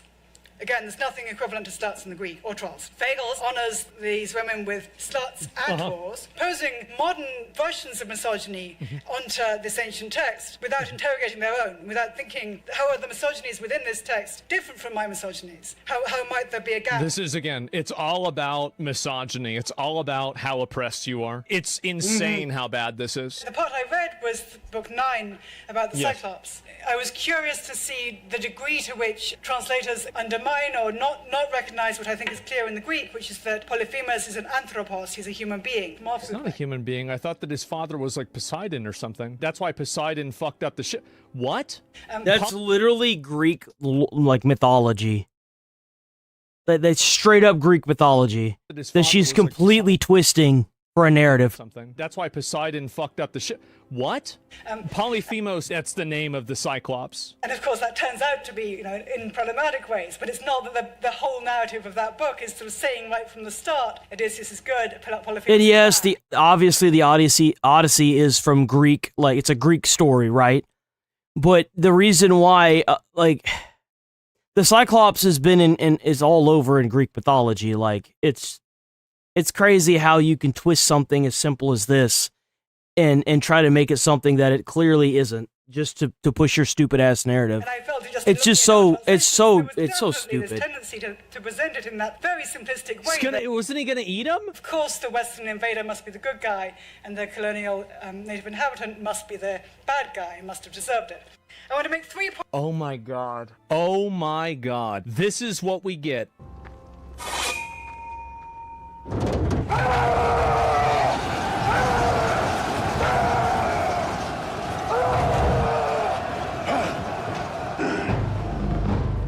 No. No. No. How about no? That dude can probably swing that sword so hard that she wouldn't even be able to keep her stance. No. Just no. No. Absolutely not. You don't even have to be a good swordsman. And just being that big, if he swings a sword and it hits hers, she's going to lose her stance because her sword's going to fly backwards. Because she doesn't have the strength to clash with it. There's no fucking way. No.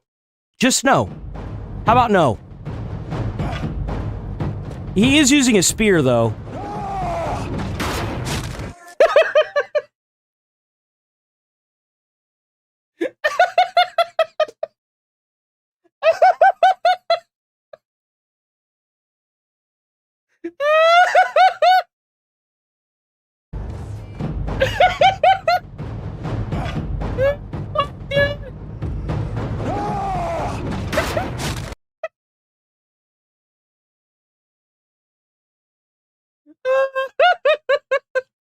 Well, don't you just hate to see it? Oh my god. I can't, bro. With Dan Blazarian.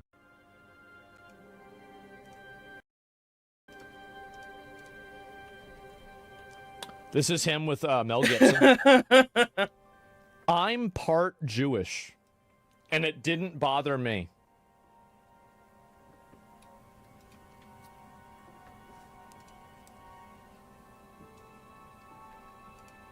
I revoke his Jew card. No, I think he's got to hold on to it. I think, he tried to drop his Jew card, and people are picking it up, and they're saying, hey, Dan, you dropped this. Dan, what's going on? What's this? I actually think this is the end for him.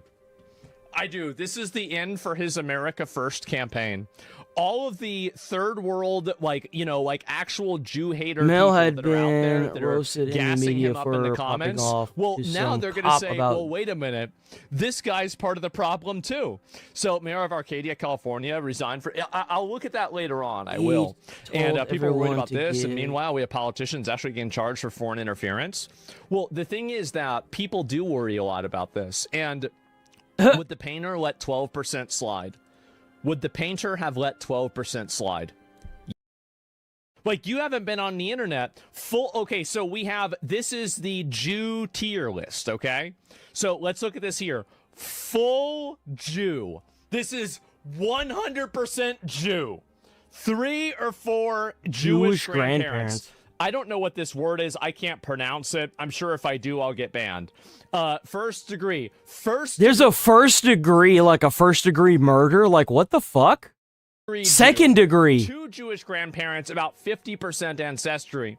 Only 1 Jewish grandparent, 25% ancestry. German-blooded, 0 Jewish grandparents. So that means that categorically, if a person with 1 Jewish great-grandparent, which would be 12.5% Jewish ancestry, had no Jewish grandparents, they fell into the German-blooded category and faced no legal racial restrictions.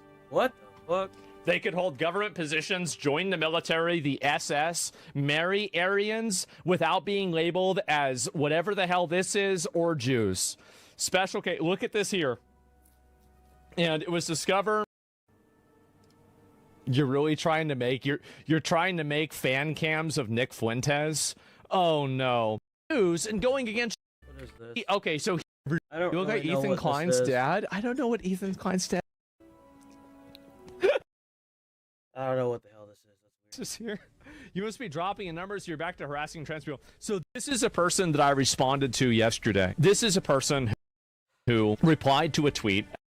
And they said, as someone who used to watch Asmongold with my wife daily, was our comfy WoW streamer who was funny and entertaining and never noticed the signs until it was too late. I hate that he used to be my favorite streamer, knowing that he would laugh. Checking out a little bit of everything today, cries.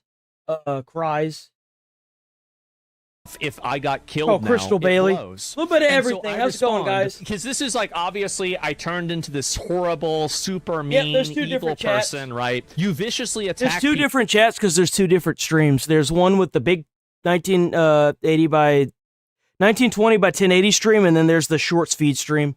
There's 2 with streams. the most personal insults you can It's actually more imagine, than then that, play for but- sympathy, imagining that YouTube. I'd laugh if you died. Childlike subversive manipulation, embarrassing, really. And so this is what this person literally posted about me. Don't forget to hit like, guys. If you're new here, sub to the channel, hit like on the stream. We're here every day, 8 a.m. to 11:30 a.m. Central Time. So please like the stream. Check out the channel membership. Day before they made this tweet lamenting the fact that I'm so mean. Hopefully once you're no longer relevant, you can go back to doing what you do best, being alone in your disgusting room where you got your mother killed due to neglect. Well, how about that? They try to think about the most intensely personal... They only ever attack the messenger. They never want to attack the message. That's the problem with a lot of this online stuff. You want to attack the messenger, you want to scare them off the internet, but you never want to attack and face the message. Like, you don't ever want to acknowledge what anyone is saying. You want to sit here and attack the person that's saying it. Extreme. You try to disenfranchise them, use their family as cannon fodder, try to talk about how they look, how they live, how their family lives. Like, when do you stop trying to bully somebody and you actually just acknowledge the message that's there? Thing that they can possibly imagine, and then the moment they say, well, he'd be happy if I died, I don't even know who the fuck you are, number one. Number two, Yo, W10 Jules by Mike Lyson. You're talking about my mom. What is W10 this? Jules What is this for the here? It's always gold complete nugget. another projection. Gold My mom coin. had a major W, another accident 10 and Jules became for the gold permanently coin. disabled, and I blamed by myself Mike for it. Lysel. I fell into a deep depression, and it Another made me 10 spiral Jules. hard. W, man. After my W10 bottom surgery, Jules. So this by person's Mike trans. You can have anyone who Lysel. watches me verify this, W10 including Jules. Hell Nyara. yeah. Oh, Nyara, of course. You're projecting your, like, maybe you felt bad for how you treated your mom or anything else. I guarantee you, if you were to get a Ouija board, my mom were to come Yo, back W6 today, chilies. 6 Jules for a, was that a chili? It's a chili in the chat. She was sitting there until the day she fucking died, chugging fucking soda, asking me. Telling you as a human being to be good and enjoy life, you're wasting it on anger. How can you enjoy your life? Think about this. How can you possibly enjoy your life if you're being worked to the bones until you die? You go to college and take on $100,000 worth of student loan debt. You'll never be able to afford a house. You'll never be able to have a family and kids and live comfortably. How are you supposed to enjoy life whenever that sounds like a living hell? That doesn't sound like much of a life at all. Being able to afford a house, a brand new car, being able to get your kids into college, being able to not have to struggle and stress every single paycheck on how you're going to make it to the next paycheck is the base. It's the minimum of living comfortably. If you don't have that, you don't have shit. Of course people are angry. That's the thing. Everyone's angry because it's bullshit. While they take all that taxpayer money, all that money out of your check to keep you in that position and give it off to all these companies. Yeah, that's why people are angry. Big surprise. Ain't much to enjoy if the 1 or 2 days you have off during the entire week, you're so exhausted you don't want to do anything.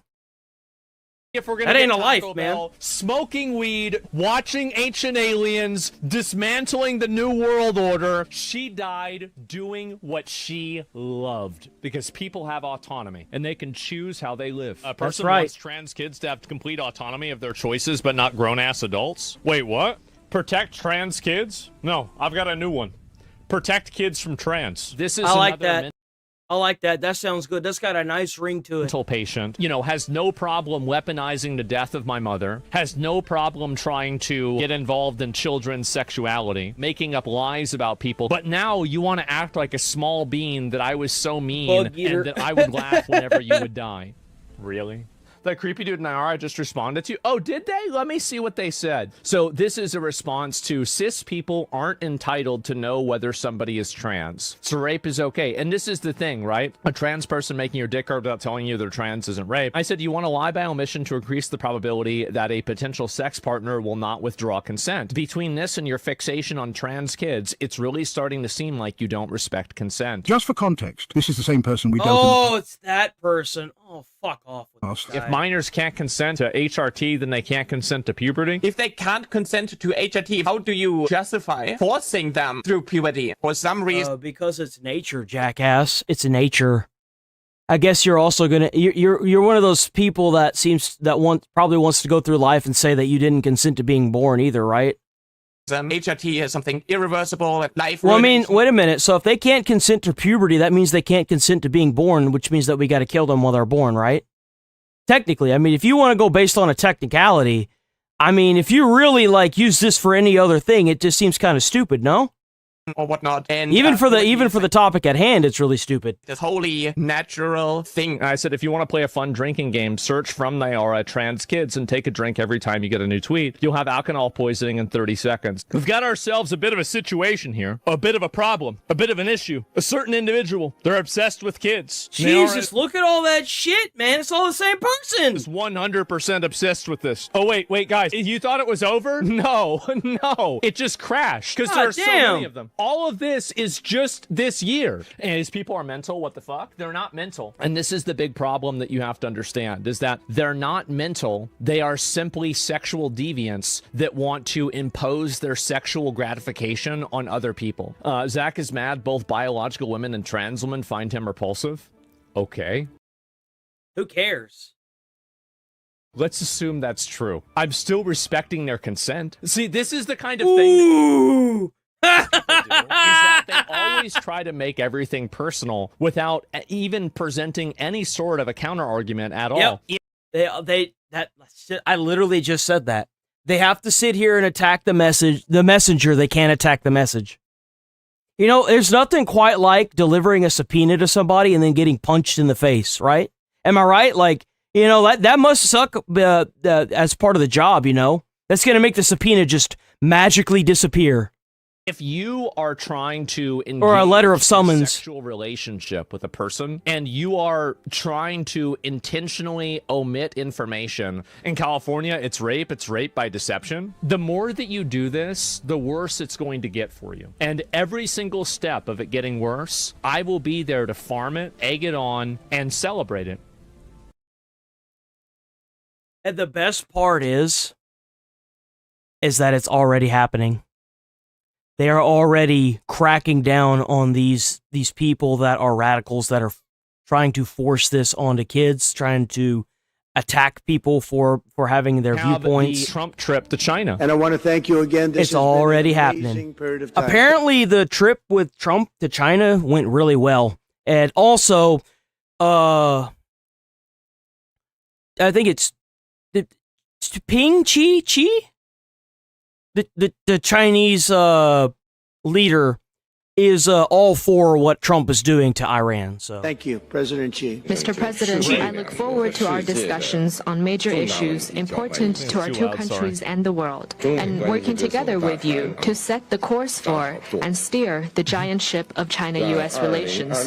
He just finished interviewing President Trump, and that's going to air fully on his show tonight. But I said, what were the takeaways? And he said that President Xi will help with Iran. He said, quote, whatever Trump needs, committed to buy more oil, LNG, which is the liquefied natural gas, and other energy. He agreed to buy 200 jets from Boeing. He said 200. He surprised Xi, and he invited the president of China to go and meet with all of our U.S. CEOs. Damn, W. Holy shit. And he did offer. He said, if I can be of any help at all, I would like to be of help. Because, he did say that. Yeah, he did say that. And look, anybody that buys that much oil has obviously got some kind of a relationship with him. But he said, I would love to be of help. If I can be of any help whatsoever, he'd like to see the Hormuz Strait open. Great. I mean, like, that would be good if they could stop the Iran war. That would be nice. Support of Iran. How big a discussion was that today? We discussed it. He said he's not going to give military equipment. That's a big statement. He said that today. That's a big statement. But at the same time, he said, you know, they buy a lot of their oil there, and they'd like to keep doing that. I think that's what they're going to do, is that, like, basically they're willing to help as long as Trump keeps selling them the oil, right? That's clearly what's going to happen. So I'm in China. We had the greatest CEOs in the whole world. Wow. We had about 30 of them, and they were pitching President Xi on doing business in China. I think they were successful. Well, there he is. We should be partners, not rivals. We should help each other succeed and prosper. That is true. I mean,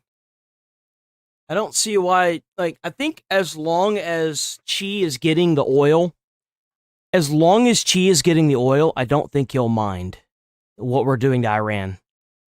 As long as we're willing to sell him the oil, I don't think he cares, genuinely. And find the I right hope way that that's true. Major countries to get along well with each other in the new era. No, trust the CCP. It's not about trusting. It's about being able to work in good faith. Obviously, you should be very careful.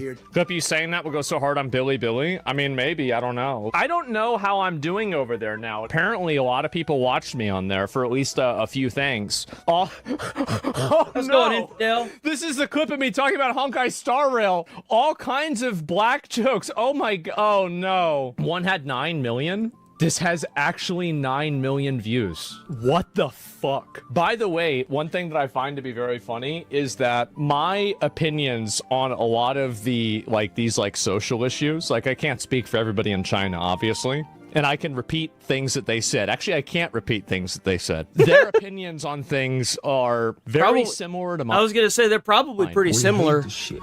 There's only 2 gender out here. Male and female. I feel like... Damn.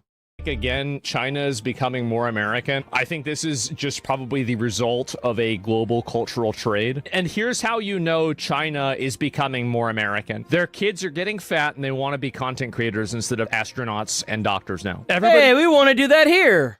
Used to make the meme of like, oh, well, the kids in America, they want to be rock stars and the kids in China want to be astronauts. Well, now the kids in China want to be rock stars and influencers and the kids in America do too. So they're all fat, they're all retarded. And so that's the way it is. Hello. Goodbye. Anyways, if you want to start a business on a budget... Yo, WLC signs with Tony. What the hell is this? Speaking of that. What just happened? Followed by a viewer in Poland forced her door open. Oh, okay. Okay, so this is a streamer that goes around. She goes around the country, not around the country, around the world, and she does like IRL streams, right? Apparently, she was chased into a room by a stalker, and she had to barricade the door and hide. Something chilling to talk.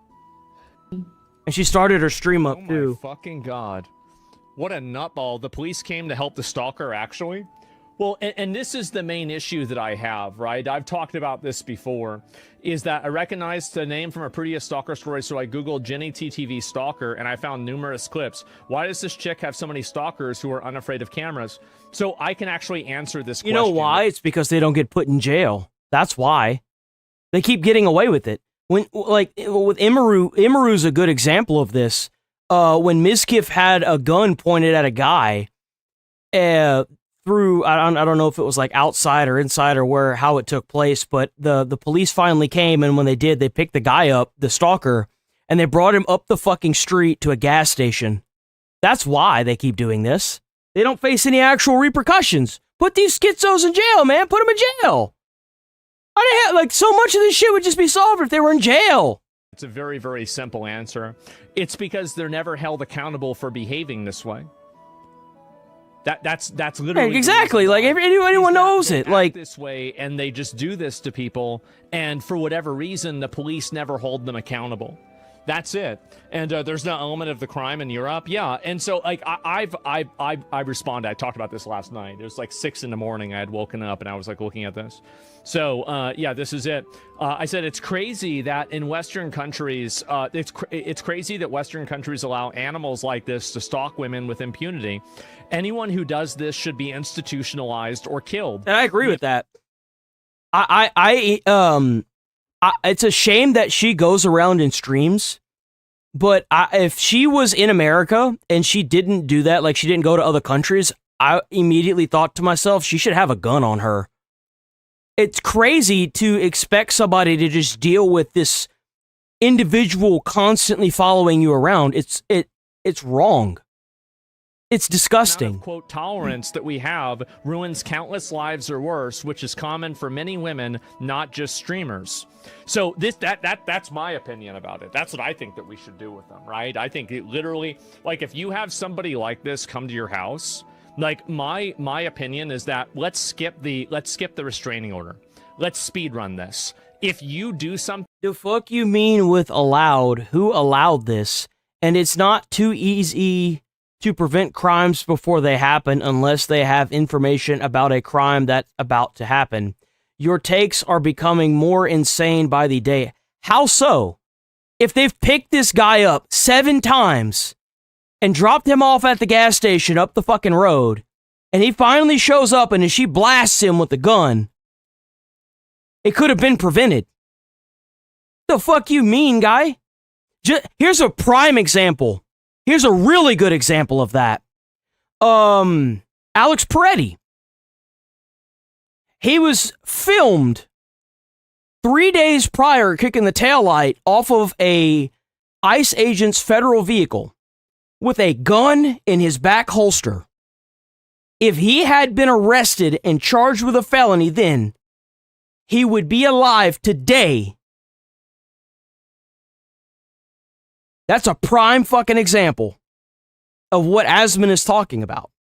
Thing that's bad enough for you to need a restraining order after the person told you not to come there, and you're just a random person that's trying to follow them, fuck the restraining order, straight to fucking jail. Straight to jail, straight to an institution. If they shoot you, rip bozo.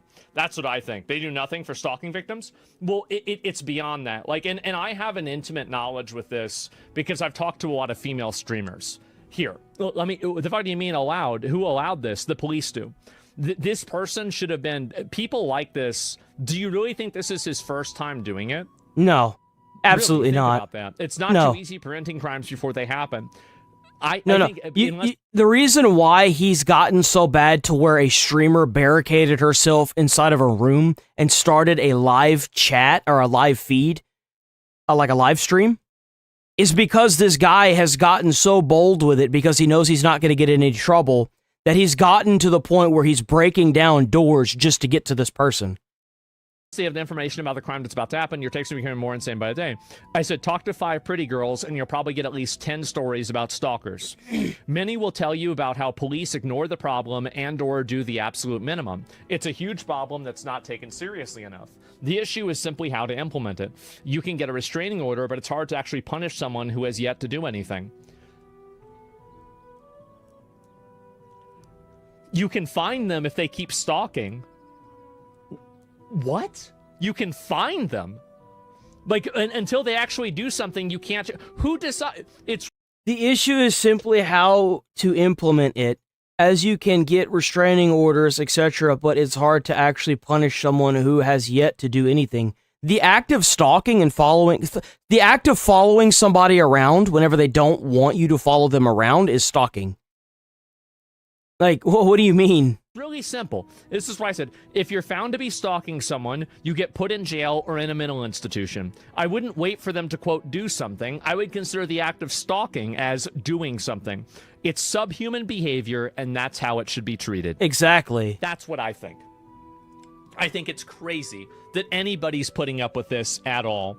So if someone has a gun and they say they're going to go and shoot somebody, are you really going to wait for them to do it, or are you going to preemptively, like the dude's stalking you? Who knows where that's going to lead? It's not going to get any better if the police don't do anything about it, though. Yeah, punished by fine means legal for a price. Yeah. And a stalker is already doing something. If you've been stalking someone for some time. No. If you've been stalking someone for 1 fucking second, why are we allowing this degenerate behavior? Yeah, exactly. Why are we allowing these degenerate animals to turn society into a horror movie? What are we doing? Why, for even 1 second, are we providing even the slightest amount of, allowance for this? You're arguing with somebody who's a stalker? Well, yeah, because probably they think that they want to. They want to. Probably, yeah, probably. My God, I'm gonna. They are still in jail the way things are. Teen time, you're gonna be a victim of it one day. Just be fucking normal. That's what I think. It's embarrassing. A lot of incels in it. And why 5 years? Or let's move on. At the New York Times, let's see. Oh, the New York Post, my bad. Joint in America, there was Bernard's. Unreal moment, rapid flash flood submerges Turkish. Holy shit. Passenger accused of fighting TSA agent stuns judge with... I'm not really seeing anything. What about Fox? Oh, wait, here's more. Oh, wait, that's empty. Okay.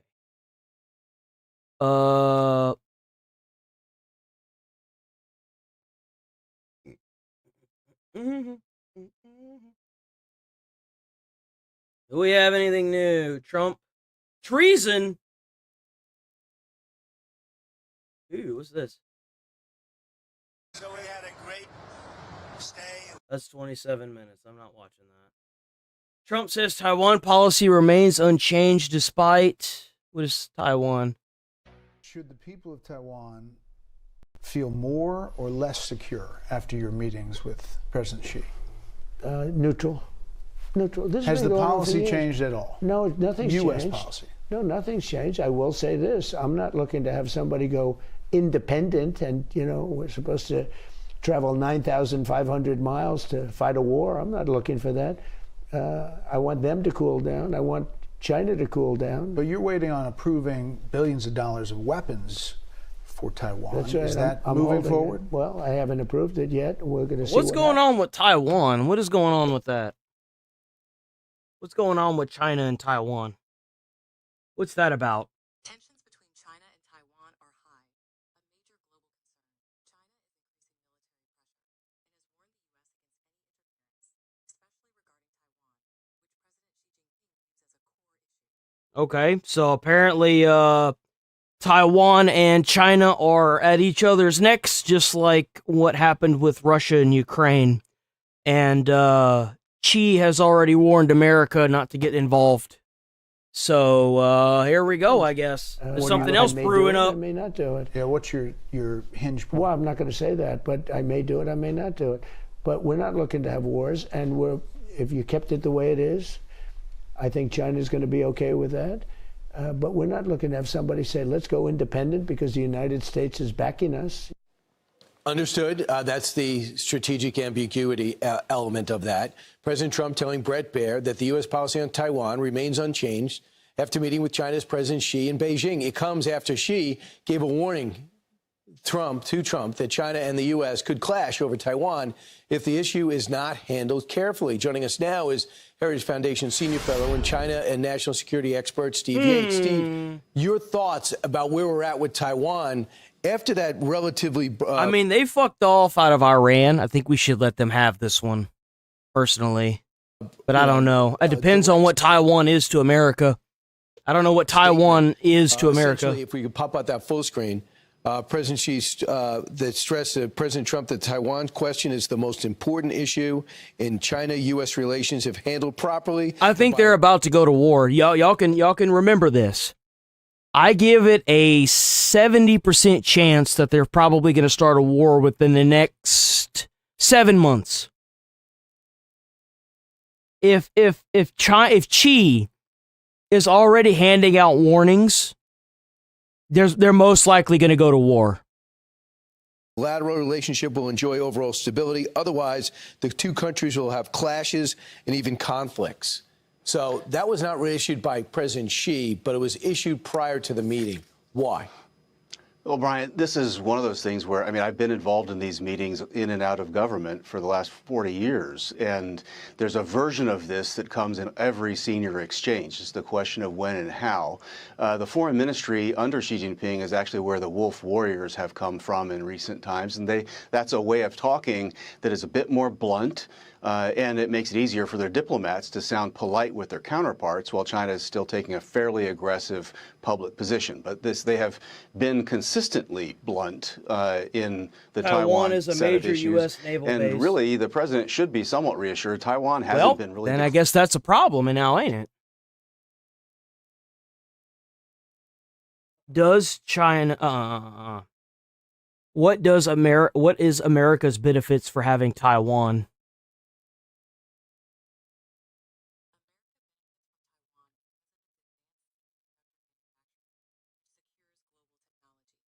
Taiwan's strategic location. Why is it beneficial for America to have Taiwan? Taiwan is important to American interests because of its location and its role in regional security.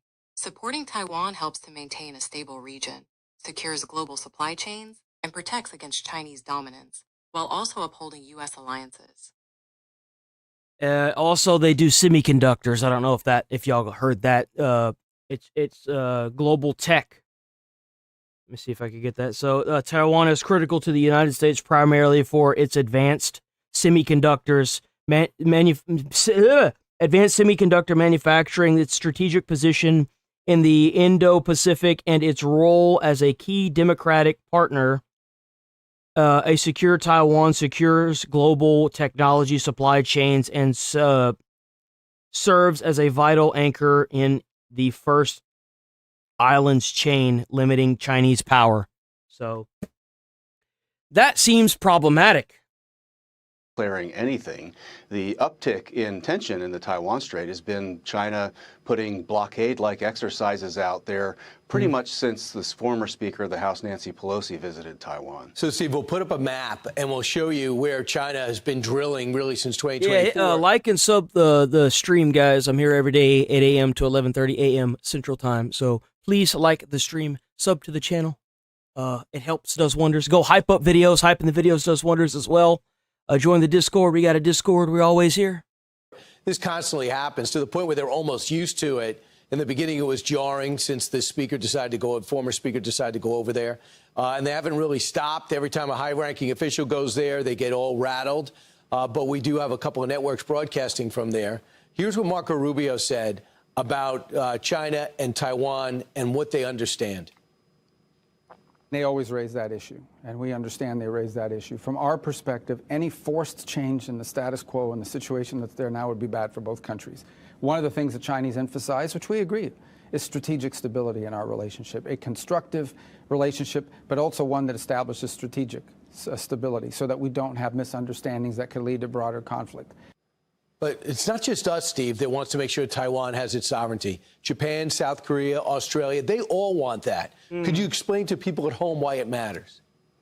Well, it matters a great deal, and that was exactly right. Japan, I think, has been the biggest X factor in the direction of being clear that peace and stability, the status quo, freedom of navigation, all those things are vital to Japan's national interest. More than 50% of the world's global container shipping goes around the waterways proximate to Taiwan. Taiwan has one of the highest valued stock markets in the entire world, surpassing the United Kingdom recently. Damn. There's no possible world in which China continues to engage in this blockade-like exercising, heaven forbid, actually strike the island of Taiwan, where we wouldn't have catastrophic drops in global markets within 24 hours. I don't really give a fuck about the market. And so this is not a political issue. The way China is framing it, it is a geopolitical, geoeconomic issue that we need them to be much more responsible about. And with that, the president is offering I hate to say this, but if Taiwan is just attacking Chinese ships, I mean, hell, what the hell are you expected to do? You can't just accept that. And same thing vice versa. golden alternative path. He brought companies to China whose aggregate value comes close to that of all of China. So if they will choose this more moderate path of prosperity and cooperation, the president's saying, hey, we can do business in energy. Right. We've got these great companies. You need to open up. I thought the opening up theme was appropriate and good. But we just have to see what the follow through is. As some of your setup pieces were indicating, right. We've been through big deals with China before. The catch is always in the follow through. Absolutely. And the other thing is, think about what China looks, anyone looking at Taiwan, what China could be if they just had democratic principles and beliefs as opposed to the brutal communism that they live under. That little island outproduces most of the world. Thanks so much. Appreciate it, Steve. Be sure to like and subscribe for all the Fox News latest on YouTube. Rubio warns of terrible mistake after China. Oh, what's this? Iran takes massive hit from China summit. I like the sound of that. I like the sound of that. Right now, President Trump on his way home from Beijing after his major summit with Chinese President Xi Jinping. And one of the key areas of discussion was the war in Iran and the role that energy plays in the conflict. I can already see the Iran, like the fucking AI of that Iran's gonna make of Trump going to China, and then the Iranians are gonna spin it to be like Trump tries to invade China and gets sent home in defeat. I can already see it, bro. Of Iranian oil. Here's President Trump explaining to our own Sean Hannity. He's not coming in with guns. He's not coming in with rifles, and not coming in shooting. You know, somebody said he's been very good. They get a lot of their oil, 40% of their oil from that location. So what has happened, and one thing I think that we're going to make a deal on, they've agreed they want to buy oil from the United States. They're going to go to Texas. We're going to start sending Chinese ships to Texas and to Louisiana and to Alaska. And I think that was another thing that was agreed to. That's a big thing. Damn, so they're going to start taking oil from us too? Yo, W. Former Deputy National Security Advisor Victoria Coates joins us now. Victoria, good morning. Great to see you. The president called it a big thing, China buying oil. On board with that? Yeah, because it's gonna weaken Iran even more, or Iran even more. Absolutely, that's an amazing thing. Absolutely beautiful.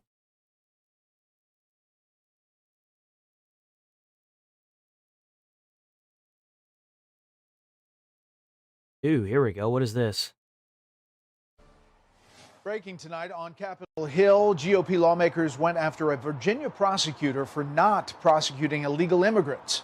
Correspondent Bill Malugin shows us from Washington. You got to pull these people up on stage, humiliate them with questioning, and then once you're done humiliating them with questioning, put them in jail.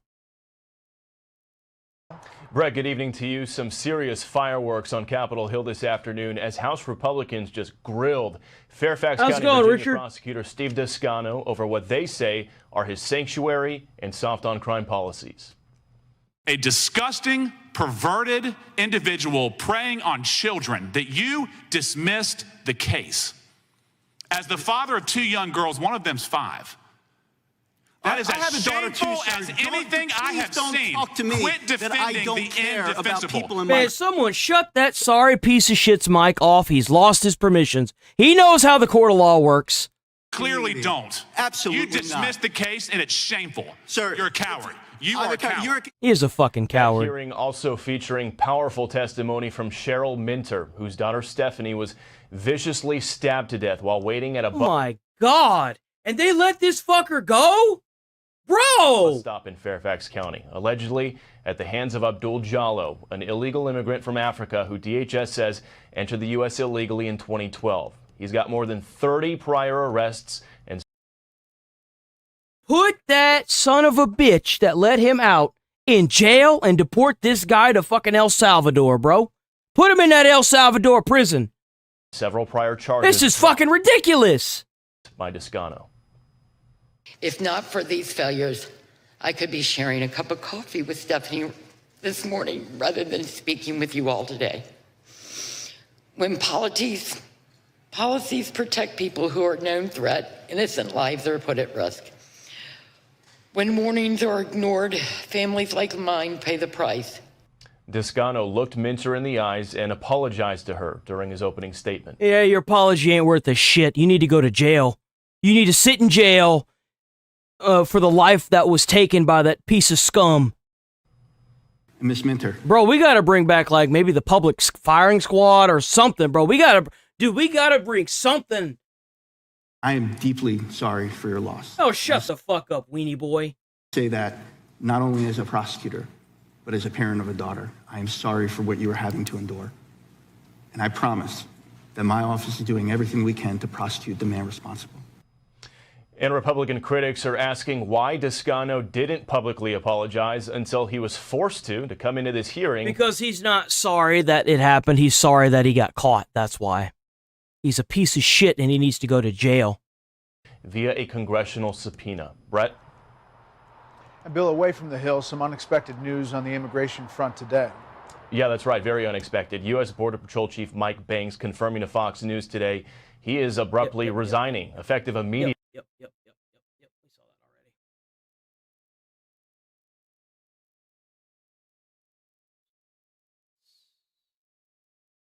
already. Oh, man, we got more about the New York mayor, Mandami. We're here with one of the great, really, civil libertarians and lawyers, Mark Goldfeder.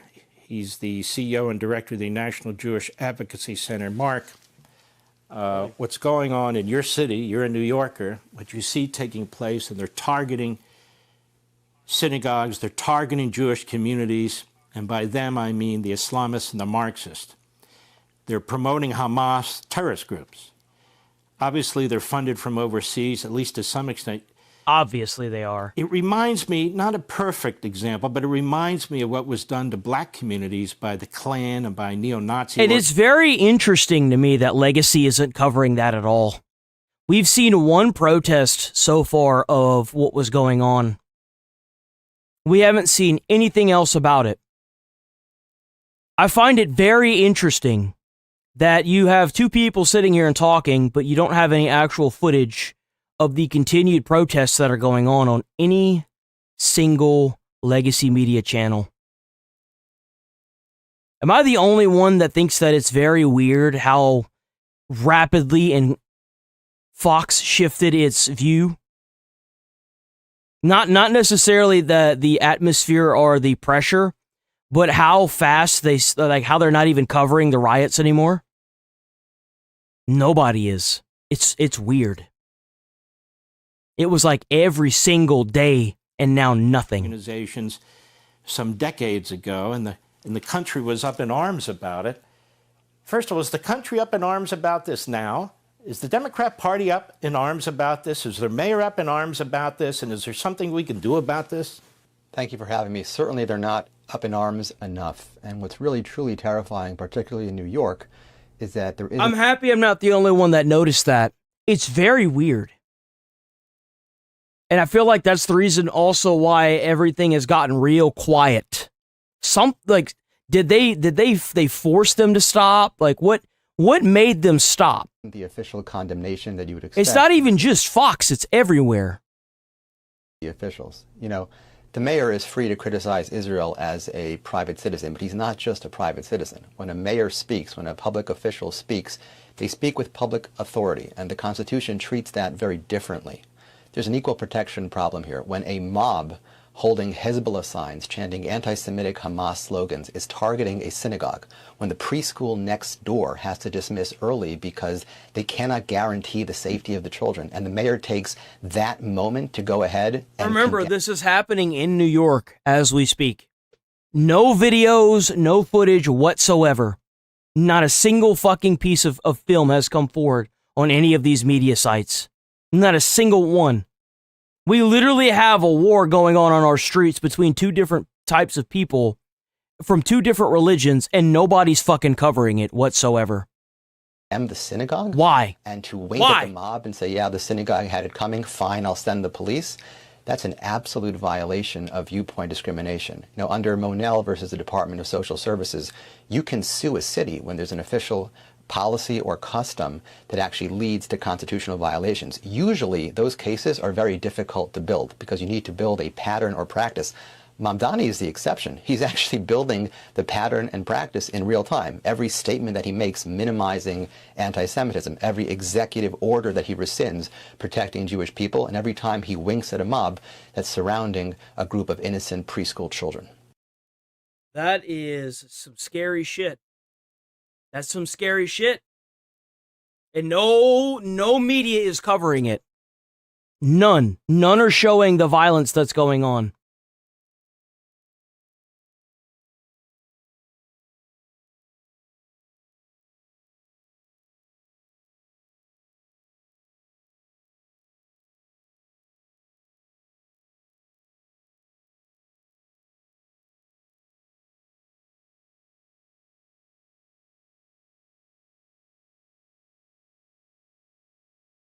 Sandra. Now, Bill, shocking details out of the Chicago area. A judge says they have lost track of hundreds of people who were placed on ankle monitors, all while facing pending criminal cases. The total number now thought to be at nearly 250 people.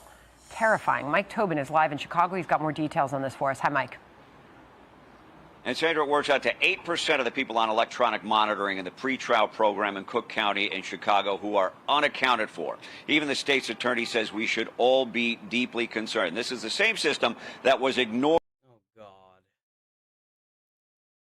by Lawrence Reed, a career violent criminal with 72 arrests. His ankle monitor showed.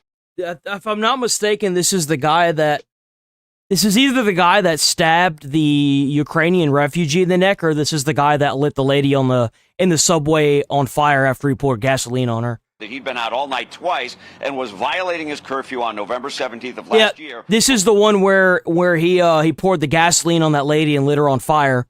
Police say he boarded Chicago's L train and set a complete stranger, Bethany McGee, on fire. This is the same ankle monitor system that was ignored by 26-year-old Alfonso Talley. Records show he'd been in trouble for all of his adult life. He disregarded his curfew to the point that he didn't get home to charge the battery, and the ankle monitor went dead. Police say on April 25th, he went on a crime spree that ended with a mother of three, pistol whip with a broken nose, one police officer dead, another fighting for... Oh my God. What the hell are we doing, bro? We literally letting animals out in a goddamn population. What are we doing? Holy shit! Mother of three, pistol whip with a broken nose, one police officer dead, another fighting for his life. 3,048 people were released pre-trial on electronic monitoring. Almost 20% of them are charged with violent crimes. 7% aggravated battery, 4% criminal sexual assault, 0.8% charged with murder, and 246 of them cannot be found. Are you kidding me, bro? They shouldn't even be out on ankle monitors. They should be in jail. What the hell are we doing here? Not only are they missing, they have no idea where they're at. None. Zero. They don't know if they're in the state of Illinois. They have no idea where these individuals are. So think about that. I mean, it's not like they could just go out and start looking for them, but they have no clue. The system alerts on a low battery or curfew violation. After 48 hours, a judge can be notified, and that judge can issue an arrest warrant. But any sheriff's deputy will tell you there are thousands of warrants in the system. Without an alert on a specific individual, they get lost in the pile. But the Cook County chief judge did tell a local reporter yesterday that law enforcement is actively searching for the people who are at large. Sandra? That's quite a search. Mike Tobin on that for us out of Chicago. Thank you, Bill. Be sure to like and subscribe for all the Fox News latest on YouTube and catch full shows streaming Bro, that now is mind-blowing. How in the hell, dude? Like, half those people should be on death row and they're out on ankle monitors. 21 people can, like, a murder? Attempted murder? Like, are you fucking kidding me?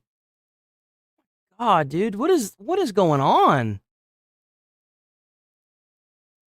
Iran seizes another ship off the coast of the UAE. Thank you, Harris. See in a few moments. Meanwhile, we've got a new provocation. Iran said to be seizing a ship off the coast of the UAE. This is the second one in a week.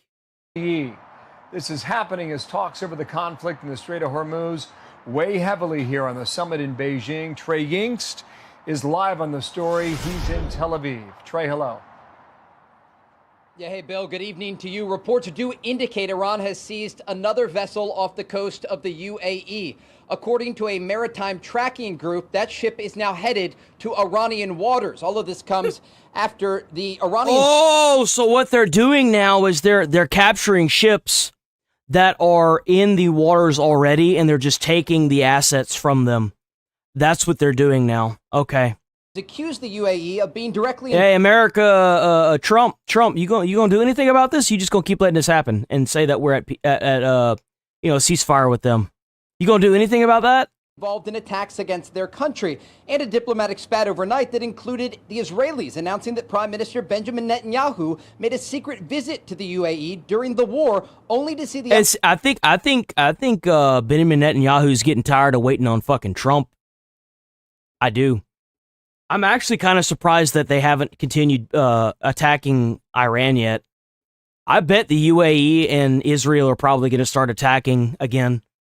Emiratis deny it later. Secretary of State Marco Rubio told Fox's Sean Hannity the Chinese should play a more active role in getting Iran to change course in the Persian Gulf. Well, if all the countries of the world economies are melting down because of this crisis in the Straits, they're going to be buying less Chinese product, and the Chinese exports are going to drop precipitously. So it's in their interest to resolve this. We hope to convince them to play a more active role in getting Iran to walk away from what they're doing now and trying to do now in the Persian Gulf. As for the possibility of a negotiated... I bet you're right. I feel like Trump gave the order to Israel to not strike anymore. But I bet if Israel and the UAE struck Iran, Trump would completely bow out of that. I bet there are forces behind closed doors, namely the Senate, that are forcing him to capitulate to their bullshit. And it's just like I had said a couple weeks ago, is if America is forced to leave this, I can almost bet you bottom dollar that Israel isn't going to allow it to continue. They're probably going to start attacking Iran again. And I guarantee you that Trump isn't going to do a damn thing about it, and he shouldn't either. He should let it happen. Their country is so weak right now, they can't do a damn thing in defense. And that's the best thing that could happen if America is being forced to take their hand out of the game. Settlement, Vice President J.D. Vance indicated there's been some progress in recent weeks. The question remains if it's enough progress to avoid the war resuming. I want to be able to look the American people in the eye. I feel like if America starts bombing Iran again, Israel and the UAE are going to be involved. Like, the UAE is going to be involved now. And say with confidence that you are not going to have to worry about this very, very dangerous regime having access to the most dangerous weapons in the world. That's the goal that we're focused on. Again, there's a lot of ways to accomplish that goal. The president has set us off on the diplomatic pathway for now, and that's what I'm focused on. Iran's foreign minister spoke today saying his country is prepared for both diplomacy and war. Bill? Wow. Okay, Trey, good to have you on the scene there in Tel Aviv. Trey Yingst, thanks. Be sure to like and subscribe for all the Fox News latest on YouTube.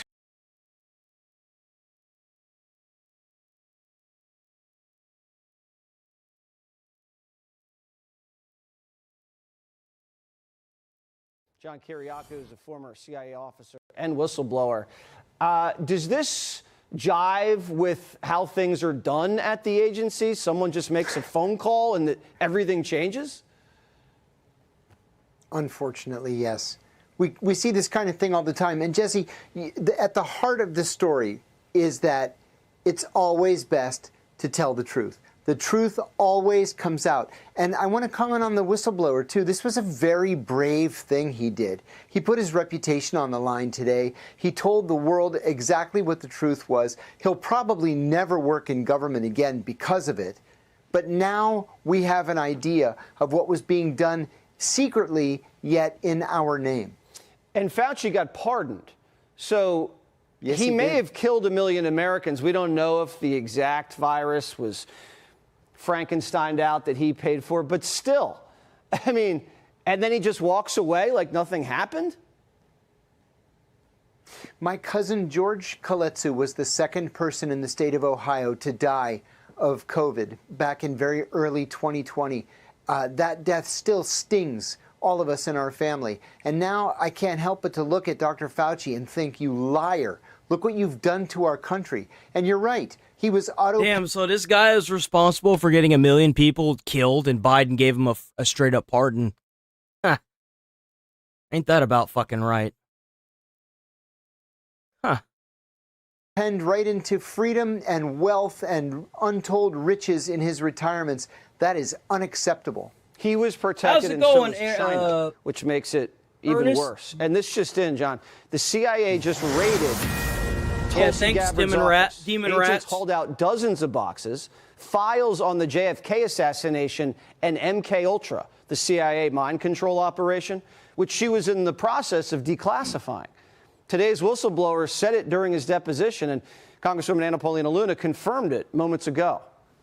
The reason why this is troubling is, A, there was an executive order that the president had directed the full declassification of JFK, but then also to the MK Ultra files. The CIA famously has said that, you know, all documents were released and other documents had been destroyed. So these are allegedly those documents that apparently never existed. Can the CIA overrule the president? No, the CIA cannot overrule the president. The CIA cannot even overrule the director of national intelligence. In 1975, the Church Committee, which became the Senate, were destroyed. He was held in contempt because this is something out of a movie, but the CIA. Should I save that? I'm going to save that video, actually. I'm going to save that video. So I can already tell you people, if it kicks up again and we get a whole bunch of people in here, I'm going to save that so that way when someone's like, oh, but Trump pardoned all the people from Jan 6th, I'll be like, yeah, well, Biden did this.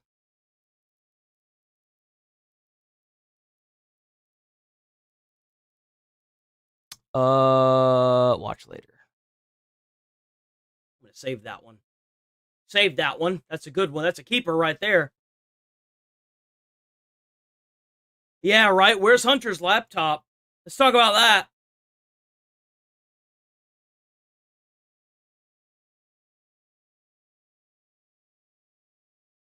Let's see. Do we have anything else? What else do we have here? Is that it?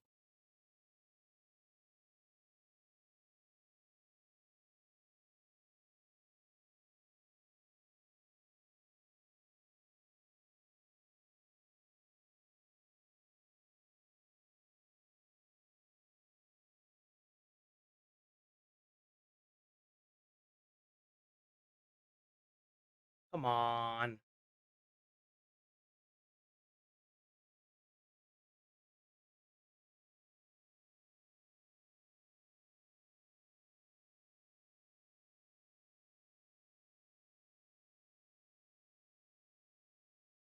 Their shit's always so damn, like, there's so much.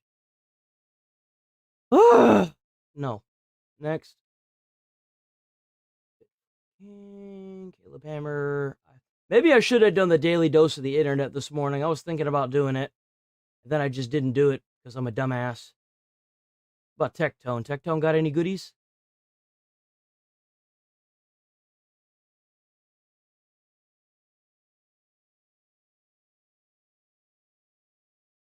Oh, yeah, Chud the Builder.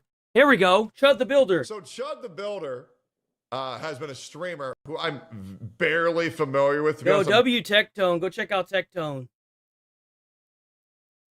Damn, he hurting on views too, man.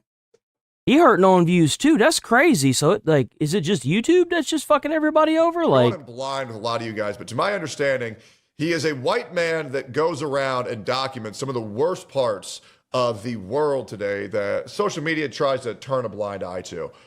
He will often. You cannot assault. He's a nuisance streamer. He's a nuisance streamer that got shot for calling somebody the N-word. No, I'm sorry. He shot somebody because so his shtick is that he goes around and he calls people slurs and he antagonizes them on stream, right? He's a nuisance streamer. But in this instance, the guy that he antagonized called the N-word, got up and was going to attack him, and then the streamer shot him, and now the streamer's in jail.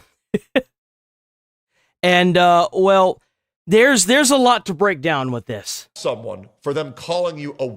W Tectone, by the way. You really can't assault someone because they say that you're chimping out. I mean, let's just be completely real. There's so much wrong with this, it's not even funny.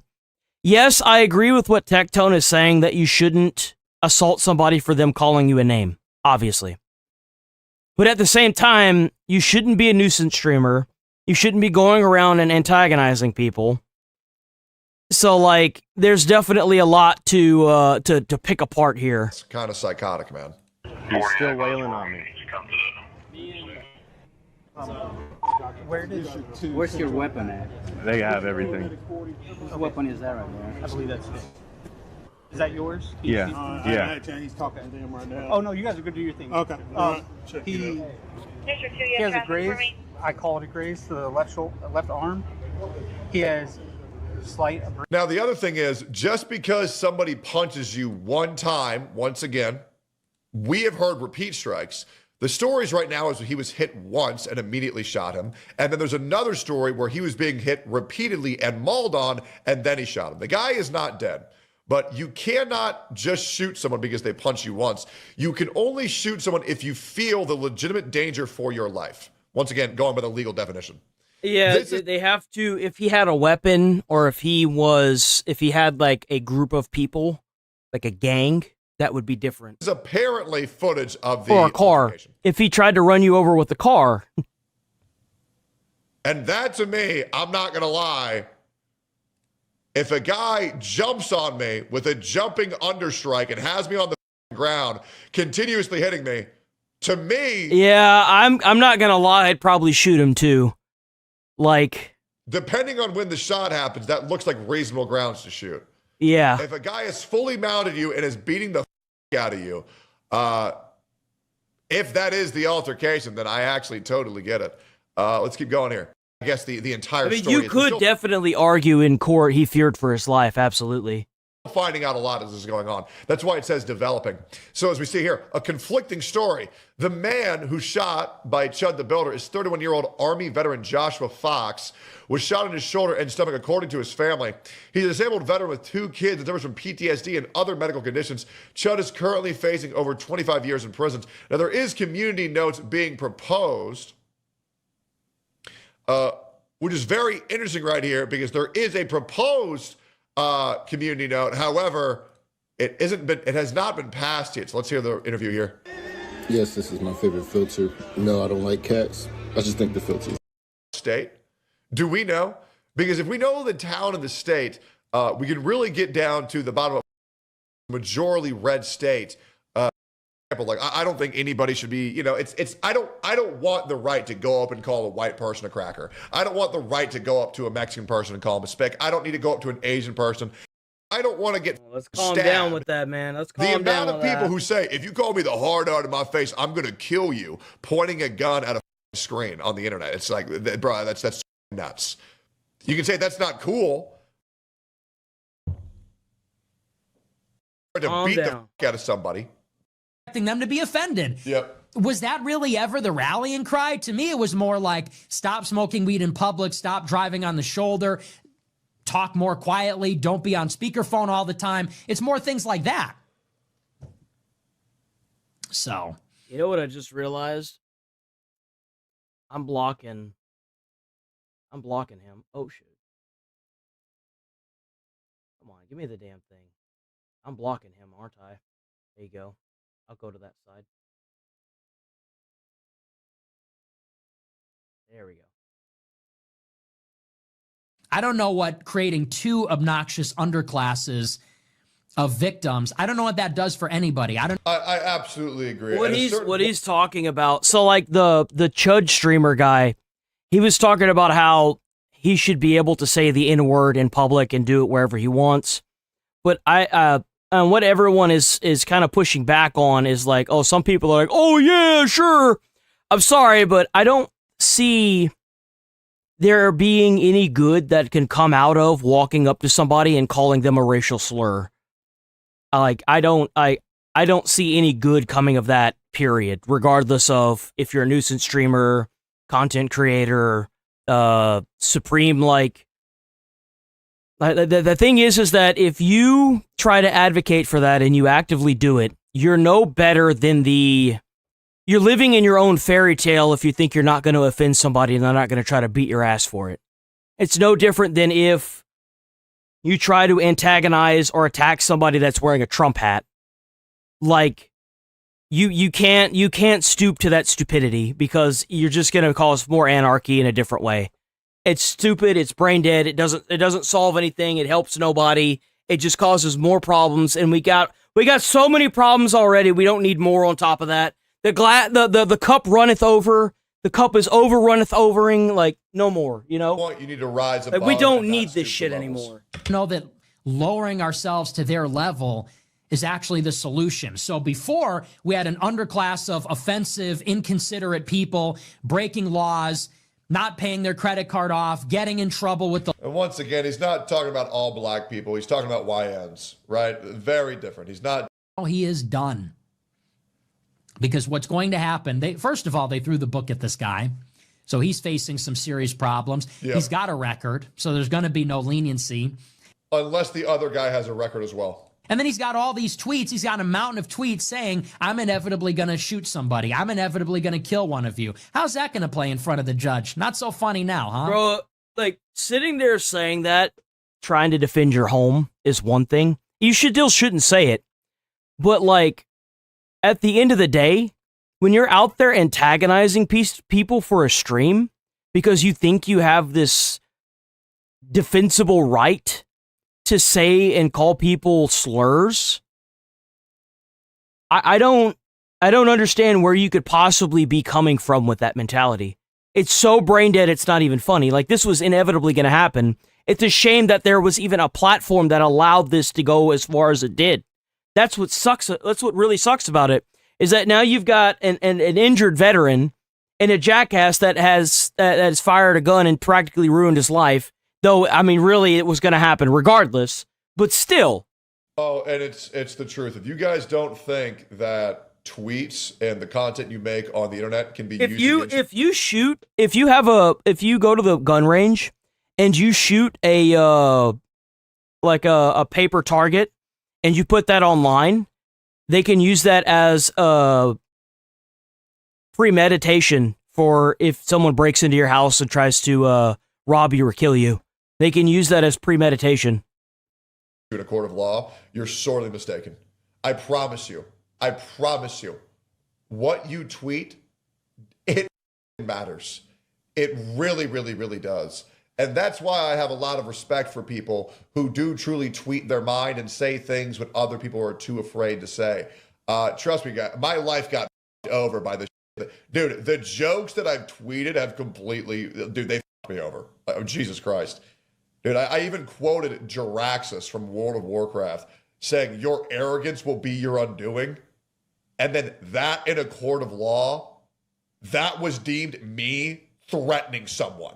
There it is. What? I tweeted Really? this out, and this was considered a threat in a court of law. Trifling gnome, your arrogance will be your undoing. Just because we were talking about World of Warcraft and I was thinking about playing Wrath of the Lich King Classic. I shit you not. Pretty fair take. Chest. And it's all about saying, oh, you know, I'm white. Don't try that stuff around me. Don't insult white people around me. So much racial pride. But then there's this double standard where it seems that white people want to go out in some cases and offend the sensibilities of other people.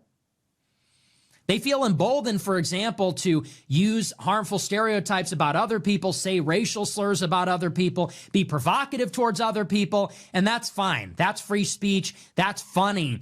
Hey, man, can't you take a joke? Hey, man, it's just a word. And when black people get pissed off... Yeah, but the thing is that it's just a word until you've got somebody on top of you beating the fuck out of you, and you shoot them, and now you're facing 25 years in prison. ...for take umbrage or... Oh, well, you're chimping out. But then when the roles are reversed, if somebody says something anti-white, if someone says something exclusionary to white people, it's those same white people that puff up their chest and say, how dare you? You would never say that about a minority, this, that, and the other. How much abuse have you... Let's just be perfectly honest. Let's be fair. A lot of people aren't going to like this monologue. I don't care. This is what's fair. This is what's true. Okay.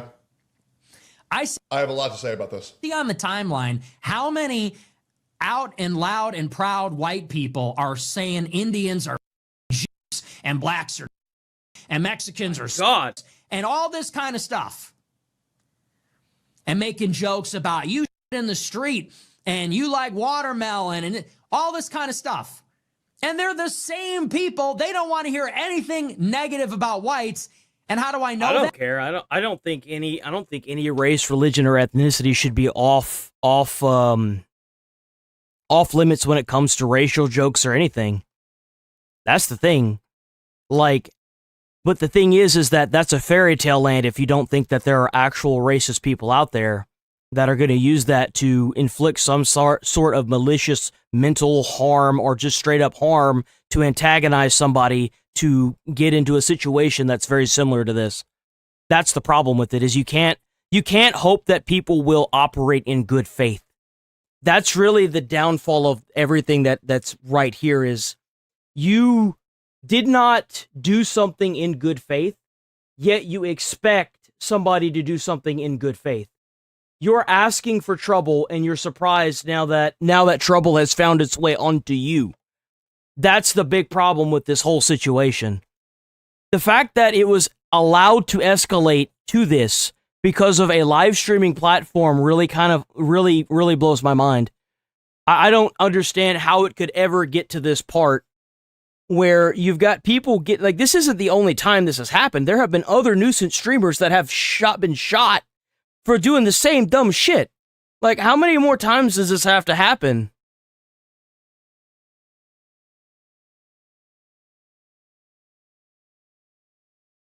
Exactly. If you ask, thou shalt receive. What do you expect, man? You're acting like a dumbass and you're surprised whenever someone shoots your dumbass. Hello?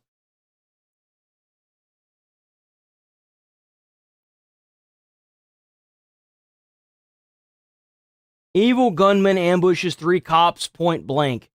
That sounds terrifying, and I really want to react to that. But there's too many firearms, so I can't. Everything changed after cops opened his trunk. I want a Karen. Damn it. I want a Karen. I want a Karen. Give me a Karen. Is this a Karen? Please tell me this is a Karen. Hi there. I do have body camera on. So the reason I stopped you is your plates are suspended. Yes, sir. I've already gotten a couple of tickets. I got you. Do you have your license and insurance with you? Yeah, Illinois state ID. You don't have your driver's license on you? Not physically on me. Like I said, I lost my wallet somewhere, either in the car or at the hotel while we were getting ready to come out to go there. So do you not have a Illinois state driver's license? Not an Illinois state driver's license, no, sir. Okay, I'm going to take a picture of this real quick on my work phone, okay? Yes, sir. It just sounded like he was following us as we got in here. All right, there's that for you. Like that's right. Do you have your previous tickets or warnings or anything? Bodies. I can tell you the court dates. I had 2 of them for August 6th. Matter of fact, my last incident was at Harley Davidson. I didn't get a chance to even explain myself before they pre-made up the decision. They were gonna tow my car. They didn't even tell me that the tow company was on its way until after it was there. Hey, just hang out here for a minute. Just work on grabbing that insurance for me, okay?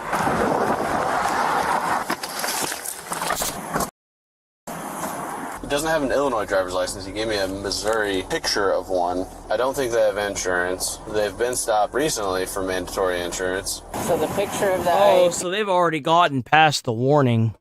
Oh, yeah, no, they're going to have to tow the car again. Dude, you got to get insurance on the car. He gave you, it's the driver's license. The insurance on the car isn't for you, dumbass. It's for the other motorists that are going to have to sue you, which, by the way, it doesn't look like you can pay. Yeah, I took a picture of his picture. Yeah, so the car's registered to him. They're saying that they've been pulled over for this recently, have tickets and warnings and all the stuff. So he says he already has court dates to go for this stuff, too. I didn't even think that you had to have your ID on you. I thought maybe if you just told them your name, that would be good enough.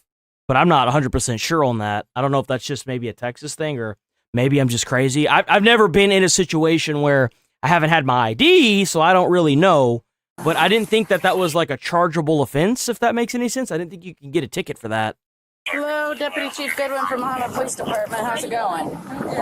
Not the best, boss, because this is the 4th or 5th time I've been pulled over in 5 days. Okay. I've already got 5 days.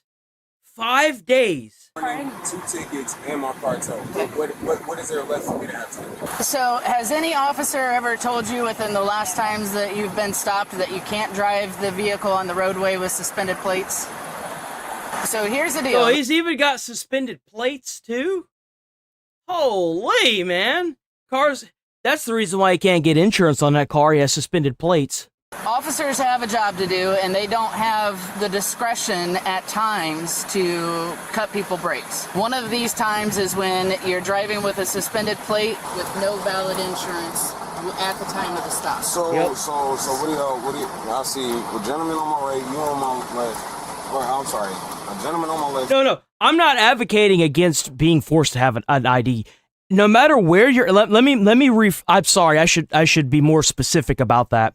If you're in a public place or you're not anywhere that isn't your own domain, you should be forced to have an ID. If you're out walking on the sidewalk, you should be forced to have an ID. Period. Like, there literally is no reason not to have an identification card on you unless you've been robbed and you don't have the current, ability to get it. But then you get a warning, right? I mean, that's different.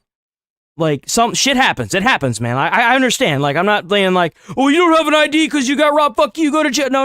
Let's calm down. Let's take a step back. Hold on. Let's talk about this. Like, there are obviously some exceptions. It takes a while for your identification card to get in. But I do know that in some places, if you're homeless, you can still get an ID. An ID is not a driver's license. I've had an ID that wasn't a driver's license. You can have a state-issued identification card. It is a thing. So what's going to happen is he told me that your driver's license is valid. However, yeah, exactly. In case anything happens, you should always have your ID on you. It's always a good idea to have it. It is. Proof of insurance, and your plate is suspended. So the state of Illinois says that you cannot drive this vehicle on the roadway. So your vehicle is going to be towed. Bro, for what? For what, bro? I literally just got this motherfucker out the impound. I promise you I have papers that have the reinstatement and everything. You already know about my court dates. But you have... The cops can't go on a promise, man. You gotta show that paperwork. And if it's coming back as a suspended license plate or tags, then you got to get that shit fixed, man. That means that you haven't done what you needed to do. You haven't handled your business, brother. You got to do that shit. This is more stuff. This is harassment, especially if y'all towing my car. Why? Because why? Why is it harassment? Within a week. Twice within a week. This is harassment. But you're not supposed to be driving it. That's why you got the ticket and it towed last time. They're informing you that if your tags are expired, you cannot legally drive the car on the road. Period. No exception. You know that if you were to drive this to an inspection place to get or like in order to get the plates, they could still call the police and have it towed. You cannot drive the car. It's illegal. I need a supervisor. I need y'all to get a supervisor out here. Listen, I'm the deputy chief. I'm the second in charge here, okay? Can you get your head chief out here? This is bullshit. What I need you to I love how this dude's like, this is harassment. Bro, they ran your plates and they saw that it was suspended. They're required to pull you over. They have to pull you over. They don't have a choice. You know why? Because the car has cameras on it, bro. Their cop car has cameras. They have to pull you over. To sit in this car and chill, man. Look, y'all not getting nothing, man. Hey, y'all not getting nothing. Y'all had followed us illegally from the time we got into state, bro. Neither one of you are helping the situation. Can you talk to me for a second? When has this ever worked against the police, where you're sitting here spewing out a whole bunch of nonsense that nobody can freaking understand? When has this ever gone in favor of the person being pulled over? Hello? She had progressive SR22. Do you have a driver's license or ID card on you, ma'am? Okay. Do you have anything that provides who you are? Okay. What's your name? I'm not giving that. I just want able to get insurance again. So here's the deal. Why would I give you a break if y'all not giving us a break? We literally just came over here to handle business. I've already tried to explain it to you. You don't get to just tell the police no and a lawful stop. That's not how the world works. Nah, maybe that's how you were raised or something. I don't know. But anytime somebody with a gun asks you to get out of a car or that you need to do something, you should probably do it. You know what I'm saying? Like, at this point, it's like base bar, like the bar's on the ground, and like, you know, someone with the potential firearm is in charge. Just the basic survival instinct is all that's required for this. Not much else. I'm sorry. I've already tried to explain this to you. Like, let's think about this for 5 seconds. I'm trying to keep my mental good, and I literally had this week of my life. I'm not paying another $600. Y'all can't do that. I'm gonna ask you to step They're gonna make you pay that $600 because you keep driving a damn car. Stop driving the car. The damn thing's suspended. Like, stop it. You have no reasonable cause. I'm not getting out of nothing. I want to be able to talk to you so that I can. I'm not getting out of nothing. You don't have a way of accessing her emails to be able to show you the insurance, the SR22 insurance card itself. We already told you we have the SR22s, and you're still coming to try to tow our vehicle just because. The thing is that whenever they look up your name, they can probably pull up the insurance provider and look at that as well. The issue is that the car is still suspended. It doesn't matter if you have insurance on it or not. The tags are cooked, man. They're cooked. Exit the vehicle so I can explain things to you. I'm not doing. You'll understand what's going on. You guys are not helping the issue at all. Dude, these cops are saints, my badge number is 667. My name is Deputy Chief Rebecca Goodwin. I bet if they had just followed what they were saying, this would not have escalated this far. This dude is immediately making leaps and bounds on the assumption that they're going to take the car. If they had just done what was told, what they were saying, these cops probably would have let him go. But they're being so combative, dude. They're being so combative. No, because I'm not about to do this. Now we have another officer. Give me the keys. Stop hitting him. I'm gonna rip you out of this car if you hit him again. You hit him again, I'm gonna rip you out of the car. You ain't gonna do shit. Listen, You ain't gonna do shit. it is a violation in the state of Illinois to hit somebody in front of a police officer. I didn't know that. Do it again. Get out. Ask him to get out of the car. You can get out. Hey, Luther. You can get out. Give me this. No, hell no. Get the f*** from me, bro. She didn't do anything to you, man. She just hit me. She just hit me. She put you put your hands on her car. Shouldn't have done that. Oh, you shouldn't have done that, boy. I'm literally getting harassed. Oh, man. I'm getting pulled out of the vehicle where they put their hands on my fiance and they're trying to push her. Bro, I'm literally getting my arm pushed behind my back because they're trying to rip her out of the car when they didn't want to accept the fact that You're not going to drive off with this. This Get the entire keys. situation is unacceptable right now. They are literally doing everything. They are literally doing everything unlawful right now. Look at driver's seat, bro. I'm trying to move that pussy. Just squeeze her ass over there. Hold on, wait a minute. How is she in the driver's seat now? Bro, she moved his ass clean out of the car. Oh my god, dude, what? Me against you. They're pushing me against you. I don't have any control over this situation. Oh, dude. I don't have anything I can do right now.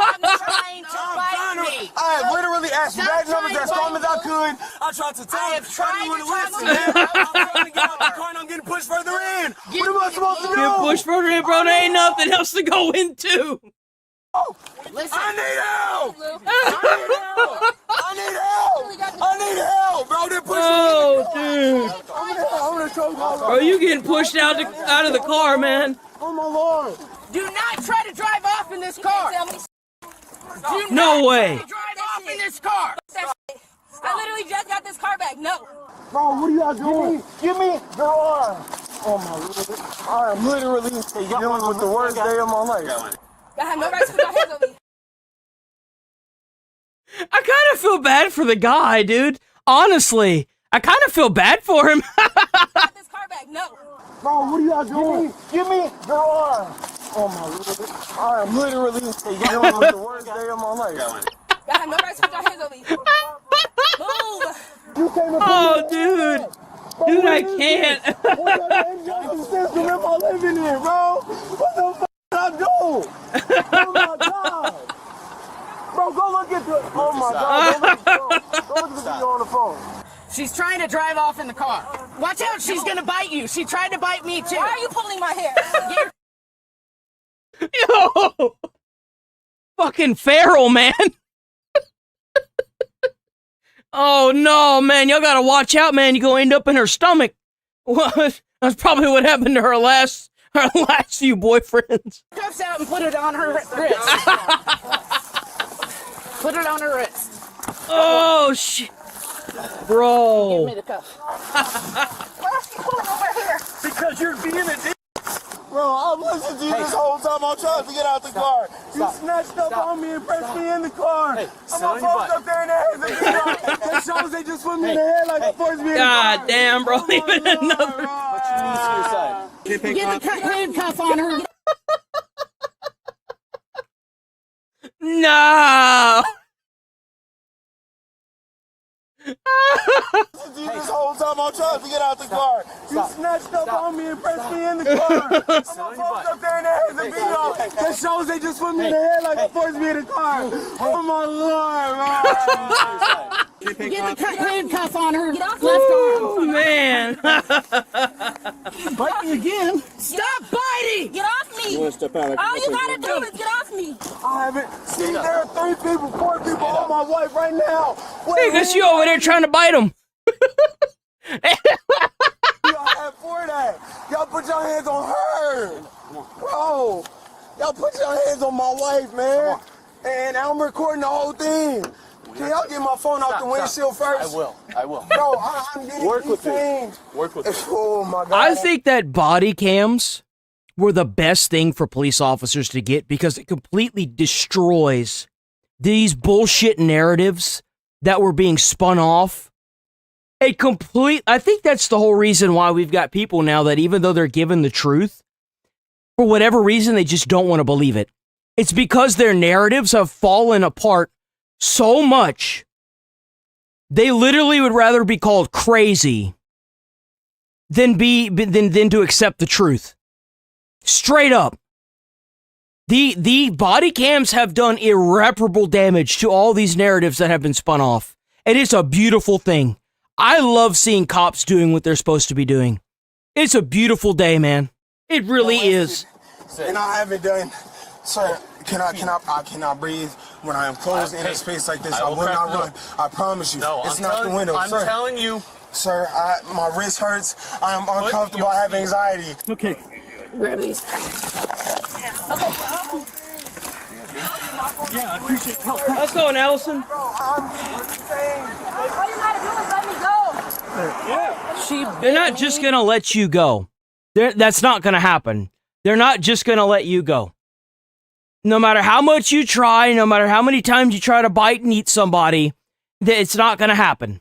It's not. I'm sorry. This is not Katamari Damacy. You're not going to be able to roll up the world into a big ball yourself and then eventually eat the planet. I'm sorry. It's not going to happen. She's bit him. How many cops did she bite? Bro, they gonna have to check her ass for rabies, man.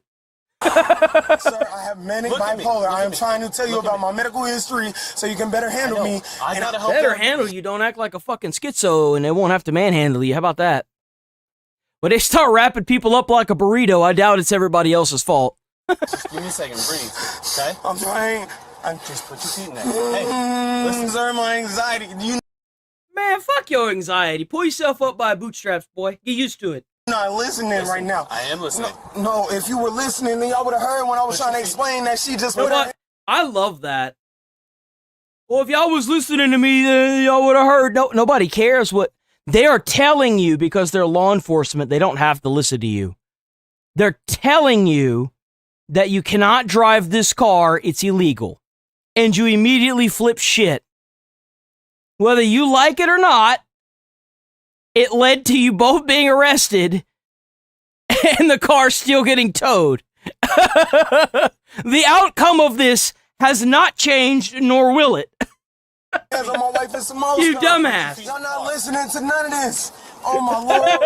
Oh my Lord. And now he forcibly puts me in the car. Put her on this side. Jump in the car. No, I want to talk to somebody else. Stop! Pull it! Stop it! Go to the other side. Oh, they finally managed to get her over there? Damn. I'm shocked. Please stop it! Stop kicking! That's hurt! Dude, she kicking people. She biting people. This lady gonna full on Banshee Pharaoh. Like, what the hell are we doing? Put her in the damn rap. No, I'm not hurting. Did I bite you? Look to your left. You bit everybody, man. There are plenty of people saying you bit them. Look, you can't eat your way out of this like you do with a McDonald's meal, man. It doesn't work like that, okay? Not moving. I'm trying to get comfortable. Damn. I ain't got shit else to do. Let me see your arm. You racist pigs. Your left backside. What the fuck? Racist as hell. You racist. Did she bite you too? Or I just... bet they're so happy to get that lady in that car. I bet they're just like, oh my God, I'm so happy that's over with. Y'all fucking racist, bro. You racist. I gotta get my kids. I just want a break. A break, bro. They had no reason. Unprobable cause. They ran the plates and they were suspended. They were suspended. That's probable cause, you jackass. My anxiety, I cannot breathe. Can you help me, please? My anxiety, please. My anxiety, please. That's when you like open up the door and you lean next to him and you say in his ear, "You're gonna die. You're gonna die. You're gonna die. You're gonna die. You're gonna die. You're gonna die." And then he'll just like breathe excessively and pass out, and then you just won't have to worry about it. The problem will be solved, and that'll fix it. You know. Just saying. Just throwing that out there. The door. All I want is the door open. I cannot breathe. My anxiety is tripping. I cannot breathe. Can you open the door, please? Oh my Lord, are you serious right now? Oh my Lord. Yo, I may be an EMT, but I still have zero sympathy for stupidity, dude. I'm sorry, I just don't. I'm that guy that the instructors at the EMT college hated because I would ask them simple questions when we got, like, this is my specialty, okay?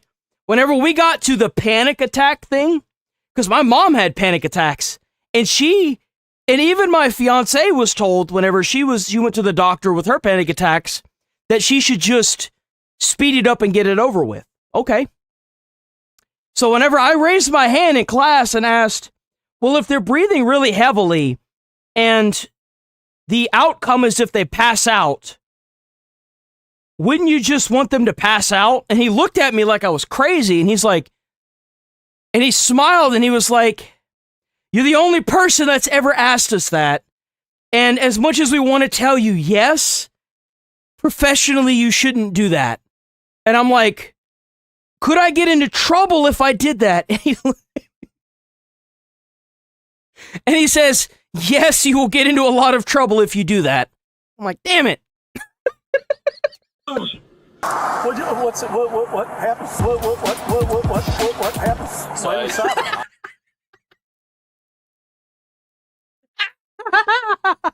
Yo, let's go Midwest Safety. Right now. Oh my lord. What happened? What happened? So I stopped him for medical insurance. He showed me a picture of his driver's license. He was driving? He was driving. She was passenger. They were fine initially. He was talking about it. He was upset because his car just got towed the other day. He says he has Progressive SR22 insurance. No paperwork. I don't even know what the fuck that is. What the fuck is that? What is Progressive? What is Progressive SR22 insurance? Progressive State Route 22 Insurance is an auto insurance policy that includes a certificate proving you have liability coverage. It's required by states for high-risk drivers, like those after a DUI, to get their driving privileges. That means that this guy has a fucking history of DUI to boot. So it's a special type of insurance. SR22 insurance is not a specific type of insurance policy, but rather an auto insurance policy for Progressive that includes a state-mandated certificate proving you have the minimum liability coverage. It is required for high-risk drivers often following a DUI, driving without insurance. Oh. Why the fuck would it be? Yo, you can't do that. So apparently, DUI is the same as DUI. Driving under influence is the same as driving without insurance. Hello? Wait, how is... No, that's not the same. Why is it worded like this? Driving without insurance or reckless driving to reinstate driving privileges with privileges it's the different ones. Holy shit, I'm stupid. Often following a DUI, driving without insurance, or reckless driving to reinstate driving privileges with Progressive filing the necessary form directly with your DMV. So, yeah, this guy obviously has a history of something. And they said they couldn't access her email to show us the proof. That's all I was asking for was the proof. And she Bro, you got to get some bigger pants. You got to do something here, dude. Look, I know you don't want to go out. I don't know if it's a money thing or what, but you are too big for these pants now. You are too big for these pants, brother. Look, I get it. You don't want to accept that you've gotten fat. I've been on that boat before. Trust me. I get it. These pants, they're cutting off all the circulation to your head, bro. You got to get some bigger pants. I'm sorry, these pants are just, no. Bro, like, you're going to struggle getting that gun out of that damn thing because of how big that muffin top is right there, bro. Like, She started hitting him, and I said, do not be hitting him in front of me. And she tried to push him out of the way because she was going to jump into the driver's seat to drive off. And I went to grab a hold of her, and she pushed my hand away. I said, okay, now you're getting out of the car. And then she bro, that belt is going to kill somebody. I'm sorry, dude, that belt is literally going to kill. That shit is going to pop off, and it's going to hit velocity-style speeds, and that shit's going to take someone's head off. It's going to be like one of those boat ropes that, like, snap off and, like, cut people in half. Bro, you got to fix this shit, man. Dude, like, even the bottom half, dude, it's literally like, there's fat congregating here, or if that's maybe like a big bulge. But I would, like, dude, what the fuck is what are these dimensions? Me, which I ripped my That hand belt away. fighting for its fucking life down there, bro. Free the belt. From the pants to the floor. Free that belt, man. Then she was kicking me, and we just fought the entire time. Yeah. Because I was explaining to them, listen, if you've been stopped... Look, I ain't making fun of you being fat, man. But you gotta fucking get some pants that fit you. You've had your car towed. You cannot keep driving on Bro, the bend over and moon the world all at the same time, bro. Like, holy. He's got a valid Missouri license, no insurance. He claimed You see how heavy he's breathing? It's because that belt's cutting off all that circulation. and living out of the car, but yet their stuff is at a hotel somewhere. Then she I'm so sorry. I'm just poking fun, by the way. I'm just poking fun. I don't mean this any malicious way. I used to work with some people that were like this and would make fun of them on the shift too whenever I was a fireman, so don't take it to heart. Paperwork, and then he's like, no, you don't have it here. So then they lost their Okay, let's get a record started and send them off to jail. I just want to breathe, even if you just roll down the window. I just want to breathe. I just want to breathe. I just want to breathe. I'll roll down the window. I just want to breathe. Please open up the window before we pull No, off. they're not gonna open up the window because you're gonna just jump up out of the window. No. I will. Tip your head forward just a little bit. Okay, now sit back. I just want to breathe. Alright. Windows down a little bit for you now, okay? Just take some breaths, alright? What did I do to get detained? What did I do? You know what's funny? Is that if you hadn't been resisting arrest, you would have been able to walk. But because you was just too stupid, you just couldn't help yourself. You're being taken to jail for obstruction of justice. What did I do obstruction-wise? So we're trying to get the keys. I didn't take the keys from her. I handed them. No, you didn't. Bro, how am I being taken to jail for obstruction? Oh my lord! What did I do to her?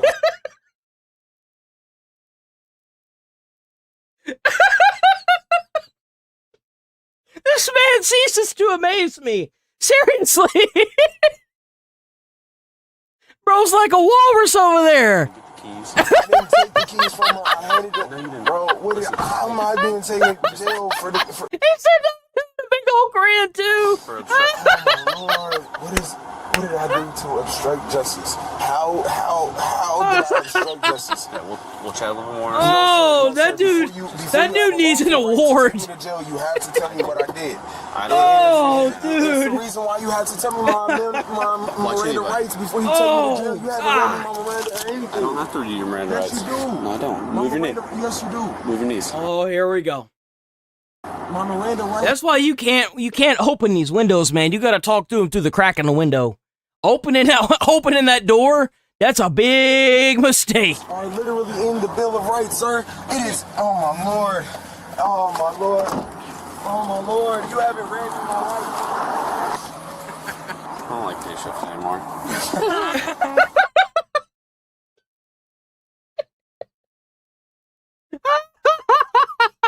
Yo, low-key, right? I don't like day shift anymore. The male suspect, Luther, was charged with operating a suspended registration. He entered no plea and was found guilty. He was ordered to pay Yo, it just keeps getting worse for them. They were like, oh, what, you plead guilty? Not guilty. He pled not guilty. And he fucking still got it. Registration. He entered no plea and was found guilty. He was ordered to pay $390.20 in fines and court costs. The female suspect, Amanda, was charged. Oh my God! Look at all that shit. Battery on a peace officer, resisting, and domestic battery with physical contact. She took a plea deal, pleading guilty to the resisting charge, while all other charges were dismissed. She was sentenced to 2 years of probation, ordered to perform 100 hours of public service, and ordered to enroll in a Oh man! intervention program. Most people think. Oh, dude, I'm sorry. That was funny shit. How'd I wait so long to watch that?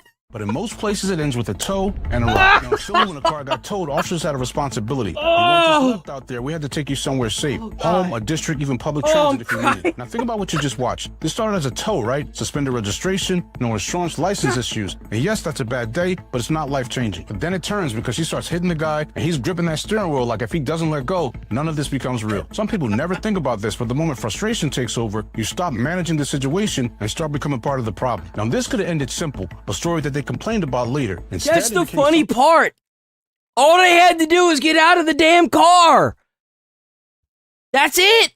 They had to deal with long term. So let me ask you this. And the be cops honest. probably would have let him go. Moments in life start small like this, but become heavier because we refuse to let go when it matters most. Woo! Dude, that was good. That was a good video. W Midwest Safety, like, for real. Like, that was damn good, man. I'm sorry, that was too good. I thoroughly enjoyed that. That was amazing. All right, man. All right, man, we rolling up out of here for the day, man. That is it. We'll be back on tomorrow. bright and early. Make sure y'all stay safe, stay friendly out there. Let me get the music going. Hold on. That was good. Hold on. We need. No. Yeah, we'll do this one. We'll do that one. All right.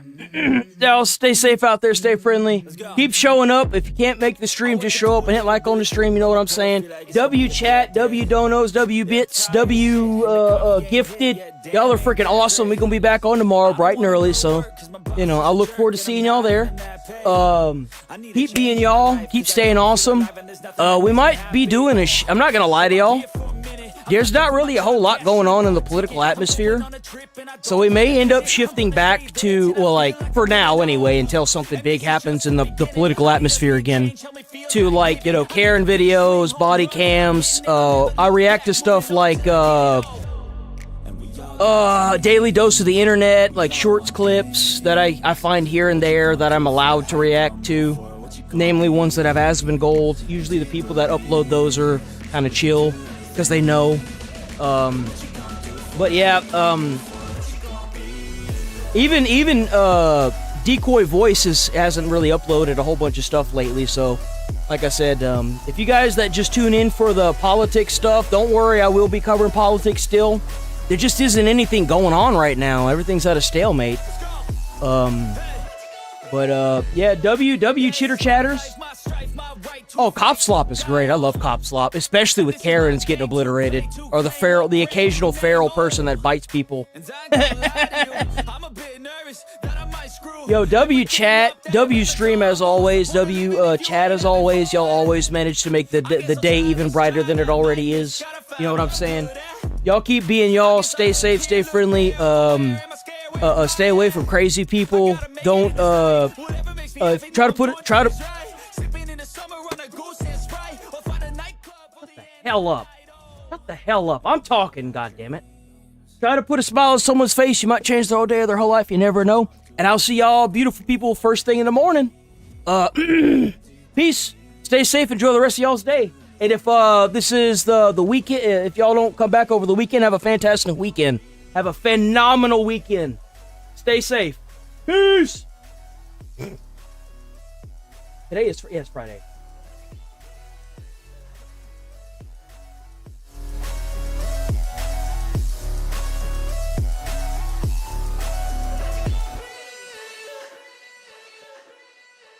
On a trip and I don't plan to visit. I'm gonna stay there till I feel like I'm winning. Oh, and this is just the beginning. I need a big change, help me feel like living. I need a big swing, home runs I'm hitting, and I'll never look back, moving on till I get it all.